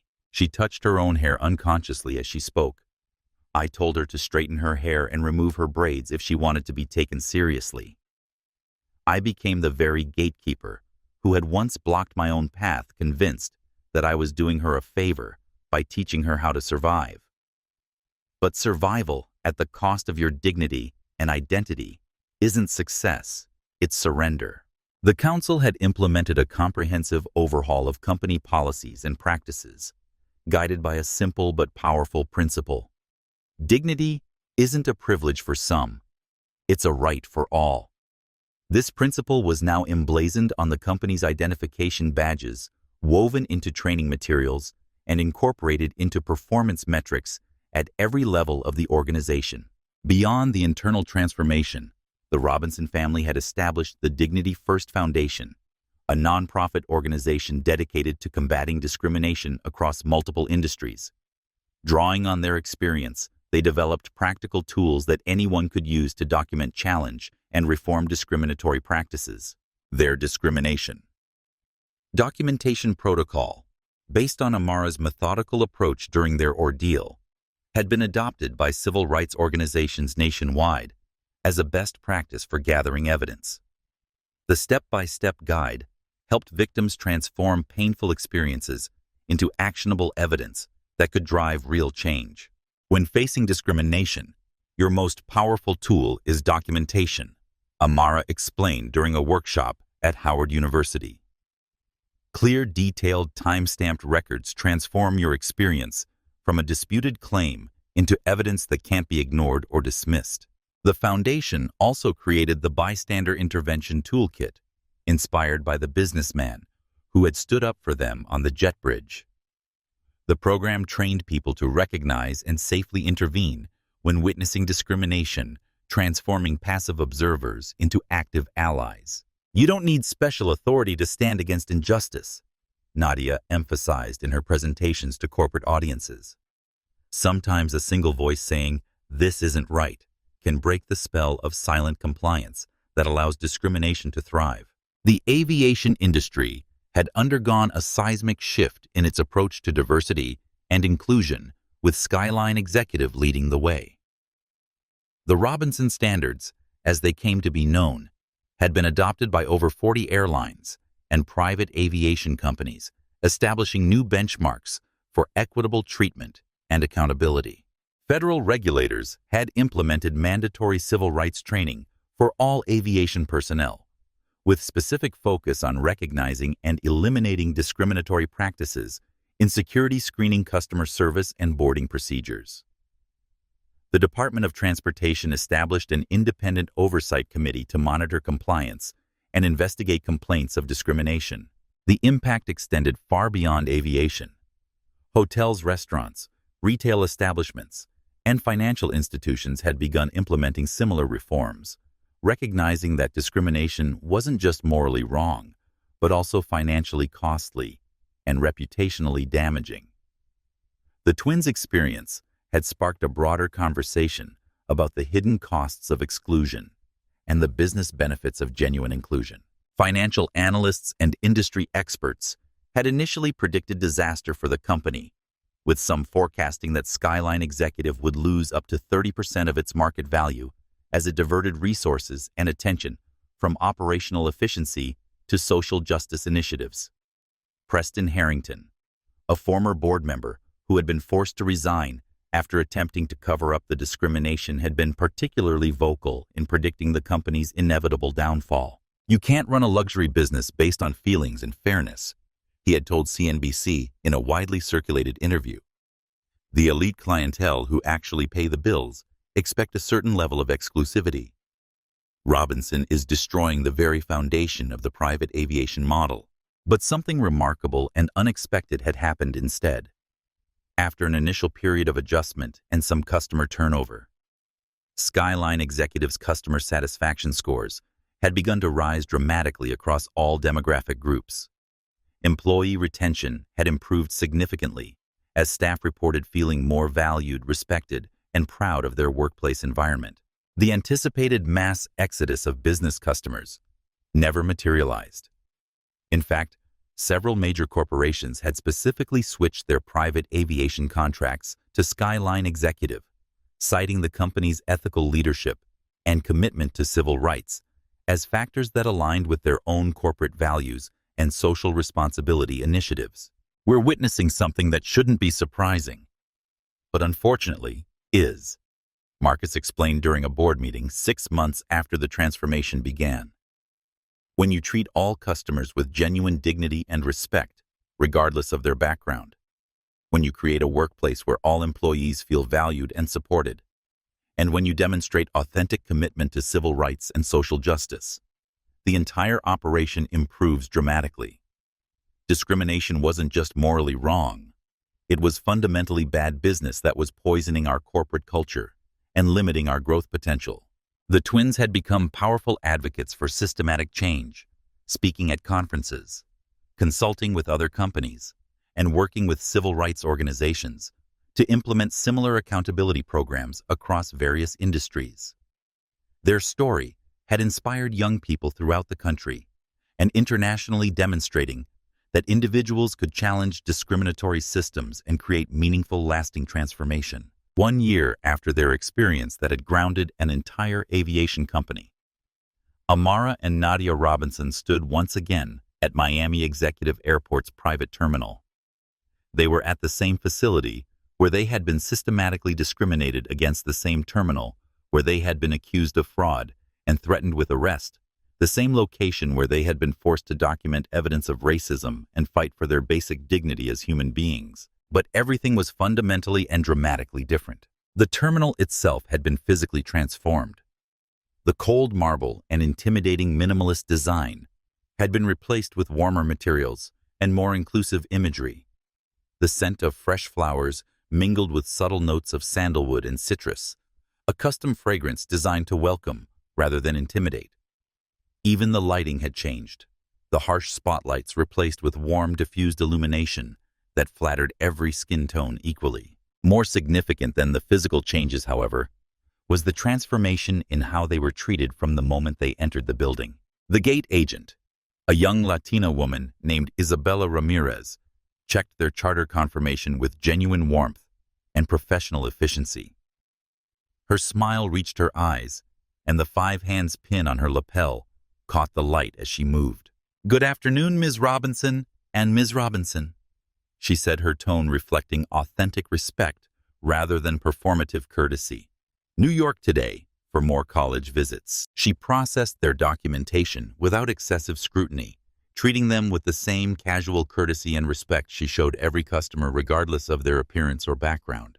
Yes, Amara replied, still slightly amazed that this ordinary routine interaction, completely unremarkable to most travelers, represented such a profound transformation from their previous devastating experience. She unconsciously touched the charm bracelet on her wrist, the weight of it a constant reminder of how much had changed in a single year. They moved through security with minimal delay and appropriate professionalism. The screening process was thorough, but respectful, conducted by agents who treated them as valued customers rather than potential criminals. Their belongings were handled carefully. Their privacy was respected, and their documentation was processed efficiently without discriminatory questioning or invasive searches. At the Skyline Cafe, where they had previously been denied service and excluded based on their race, they were seated immediately by a hostess who apologized for a brief delay while their preferred table was cleaned and prepared. The service was attentive and professional, with staff members who treated them as welcome guests rather than unwanted intruders. Ms. Robinson, the server said, as she approached their table, her name tag identifying her as Maria. Would you prefer the window seat? It has the best view of the airfield. The simple consideration asking their preference, rather than making assumptions, highlighted how fundamentally the culture had shifted. They were being seen as individuals with preferences and agency, not as problems to be managed or threats to be contained. As they boarded their charter aircraft, they were greeted by Captain Isabella Ramirez, a Hispanic pilot, whose natural hairstyle and confident demeanor would have been deemed unprofessional under Skyline executives' previous discriminatory policies. She welcomed them aboard with genuine warmth and pride, representing the kind of authentic diversity the company now embraced rather than merely tolerated for public relations purposes. "Welcome aboard, ladies," Captain Ramirez said with a smile that reflected genuine hospitality rather than artificial courtesy. "We're honored to be flying you to New York today, and I hope you have a wonderful experience with Skyline Executive Aviation." The cabin itself reflected the company's transformation. The typical neutral luxury tones now complemented by artwork from diverse artists, the reading materials, including publications representing a wide range of perspectives, the amenities designed to accommodate various cultural preferences and needs. As the aircraft climbed toward cruising altitude, the twins reflected on the remarkable journey that had brought them to this moment. The discrimination they had faced had been real, painful, and traumatic, but their response had created ripple effects and systematic changes they could never have imagined possible. Through the window, the Miami coastline receded beneath them, the turquoise waters and white beaches growing smaller with distance. But unlike their previous flight, when they had felt like fugitives escaping a hostile environment, today, they felt like pioneers returning to survey the territory they had helped transform. Bradley Wilson was now leading comprehensive sensitivity training sessions for customer service representatives throughout the aviation industry, using his own transformation from discriminatory employee to civil rights advocate as a powerful example of the possibility for redemption and genuine change. His presentations had become mandatory training at over 40 aviation companies across the country. "The most dangerous bias is the one you don't recognize" had become his signature phrase, a distillation of his personal journey that resonated deeply with professionals across the industry. Derek Sullivan had become a federal consultant specializing in eliminating discriminatory profiling in airport security procedures, working with the Transportation Security Administration to develop new protocols that protected both security and civil rights. His expertise in recognizing the patterns he had once perpetrated made him uniquely qualified to help prevent future incidents of discrimination. True security isn't about who looks suspicious, he would explain to security personnel. It's about identifying genuinely suspicious behavior. The moment you conflate appearance with threat, you've compromised both safety and justice. Denise Jackson had been promoted to Director of Diversity and Inclusion for all of Skyline Executive's operations, leading the company's transformation efforts with the passion and commitment of someone who understood both the damage that discrimination could cause and the profound importance of creating genuinely inclusive environments. Her journey from enabler of discrimination to champion of civil rights had made her one of the most respected voices in corporate diversity initiatives. Her natural hair had become a subtle but powerful symbol of authenticity in professional spaces, and younger employees often sought her guidance on navigating corporate environments without compromising their identities. Conformity isn't professionalism, she would tell them. Excellence is. Even Thomas Addison, the restaurant manager who had excluded them from the Skyline Cafe, had undergone significant personal and professional transformation. The restaurant chain had implemented Skyline executives' anti-discrimination model across all their locations, with Thomas serving as a case study in their comprehensive training programs about the importance of equal treatment and inclusive hospitality. Hospitality means everyone is welcome, he had written in an industry publication. The moment you decide who belongs and who doesn't, you're no longer in the hospitality business. You're in the exclusion business. But the changes extended far beyond individual transformation and corporate policy adjustments. The aviation industry as a whole had been forced to confront its treatment of minority customers in ways that would have been unimaginable before the twins' experience. Congressional hearings had led to new federal regulations requiring transparent reporting of discrimination complaints and standardized training for all aviation industry employees. Other airlines and private aviation companies had implemented their own accountability measures, though none as comprehensive or effective as Skyline Executive's groundbreaking program. The impact reached well beyond aviation. Hotels and restaurants had adopted similar protocols, recognizing that inclusive environments attracted more customers across all demographics. Retail chains implemented discrimination awareness training, with measurable improvements in customer satisfaction and loyalty.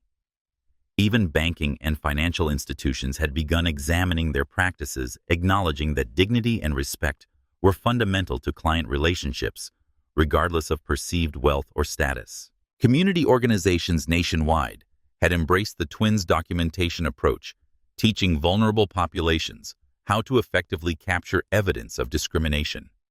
Their motto, Record Report Reform, had become a rallying cry for activists seeking systemic change rather than isolated responses to individual incidents. The twins had testified before Congress, spoken at major universities, and worked with civil rights organizations to expand their anti-discrimination model to other industries, including hospitality, retail, healthcare, and financial services. Their story had become a catalyst for broader conversations about institutional racism and the power of individual action to create systematic social change. Ladies and gentlemen, we're beginning our final descent into New York, came Captain Ramirez's voice over the intercom. On behalf of the entire crew, thank you for choosing Skyline Executive Aviation. We know you have many options in private aviation, and we're honored that you trusted us to provide not just safe and comfortable transportation, but service that honors the dignity and worth of every passenger who flies with us. The words were more than corporate marketing script. They represented a fundamental shift in how the company understood its mission and responsibilities. Transportation wasn't just about moving people efficiently from one location to another. It was about treating every human being with the respect, courtesy, and dignity they deserved, regardless of their background, appearance, or perceived social status. As they deplaned at LaGuardia Airport, the twins were approached by a young black girl, perhaps 9 years old, traveling with her family from Miami to visit colleges with her older sister. Her bright eyes widened with recognition as she spotted them. "Are you the twins who changed the airplane company?" she asked with the innocent directness that only children possess. Amara knelt down to the child's eye level, remembering her own feelings of vulnerability and determination exactly 1 year earlier. "We're Amara and Nadia. What's your name, sweetheart?" "I'm Maya. My mom told me that you made it so people like us get treated the same as everyone else when we fly on airplanes." Nadia felt tears forming in her eyes as she realized the profound impact of their courage. This child would never know the fear, humiliation, and systematic discrimination they had experienced.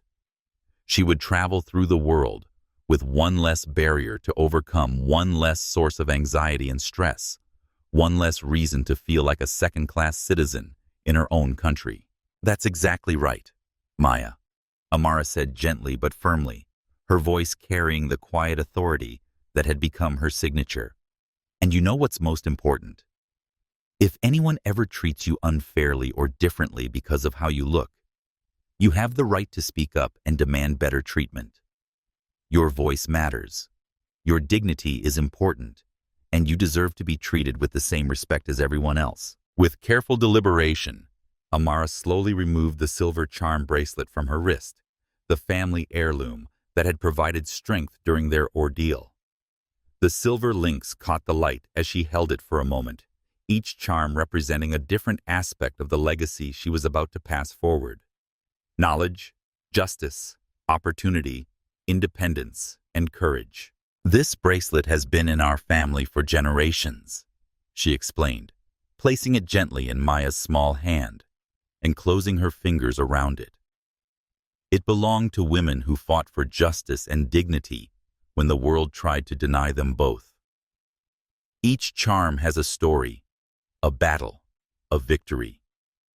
Now it's yours to remind you that you come from a legacy of courage and that your voice has the power to change things that seem unchangeable." Maya's eyes widened as she felt the weight of the bracelet in her palm, not just its physical presence, but the history and responsibility it represented. She looked down at it with reverence, then back up at Amara with a solemn nod that conveyed understanding beyond her years. "I'll wear it when I need to be brave," she promised, slipping it onto her wrist where it hung loosely, waiting for her to grow into both its size and its meaning. The child's mother approached, visibly moved by the exchange. "Thank you," she said, simply, the words carrying the weight of generations of shared struggle and hope for a better future. Maya ran back to her family, the bracelet catching the light as she moved, a visible connection between past struggles and future possibilities. Her parents smiled gratefully at the twins before disappearing into the bustling crowd of travelers, carrying with them a tangible piece of history and hope. As Amara and Nadia walked through LaGuardia's busy terminal toward their next chapter, they carried with them the profound knowledge that their courage had created something far more significant and lasting than individual justice. They had helped build a world where Maya and countless others like her could travel with dignity and confidence, knowing that their rights would be protected and their humanity would be respected. The twins paused at the large windows overlooking the tarmac, watching as aircraft from dozens of different airlines prepared for departure. Each plane represented thousands of passengers who would now benefit from the industry-wide changes that had stemmed from their refusal to accept discrimination quietly. "Do you ever think about what Dad said that day on the jet bridge?" Nadia asked thoughtfully. "About how we didn't cause a crisis, but exposed one that was already there." "Every single day," Amara replied, her voice filled with quiet pride and determination. "But I also think about what we prove to ourselves and the world, that when you refuse to accept good enough as actually good enough, when you demand that institutions live up to their stated values rather than their hidden practices, real change becomes not just possible, but inevitable." Their phones buzzed simultaneously with a news alert that made them both smile. Federal Aviation Administration announces comprehensive anti-discrimination training requirements for all commercial and private aviation employees nationwide, based on the groundbreaking Skyline executive model developed after the Robinson incident. Nadia grinned at her sister. "Looks like our work is having an even bigger impact than we realized." "It always does when you're fighting for something bigger than yourself," Amara agreed. "Every generation has to choose whether to accept the world as it currently exists or fight courageously for the world as it should be." As they descended into the subway system, joining the incredibly diverse crowd of New Yorkers heading home after another day of work and dreams, they carried with them the unshakable knowledge that individual courage, when combined with institutional accountability and systematic change, could create transformation that lasted far beyond any single story or personal victory. Their father had been right about transformation requiring fire and struggle. But they had learned something even more important: when you refuse to be consumed or defeated by that fire, when you stand firm in your dignity and fight strategically for justice, you can use that very fire to forge something stronger, more beautiful, and more equitable than what existed before.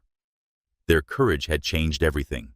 If you've been moved by this story of courage, dignity, and transformation, please take a moment to like and subscribe to our channel. Your support helps us share more powerful stories of justice and change with audiences worldwide. Share this video with someone who needs to hear that their voice matters and that standing up for dignity can truly transform systems of inequality.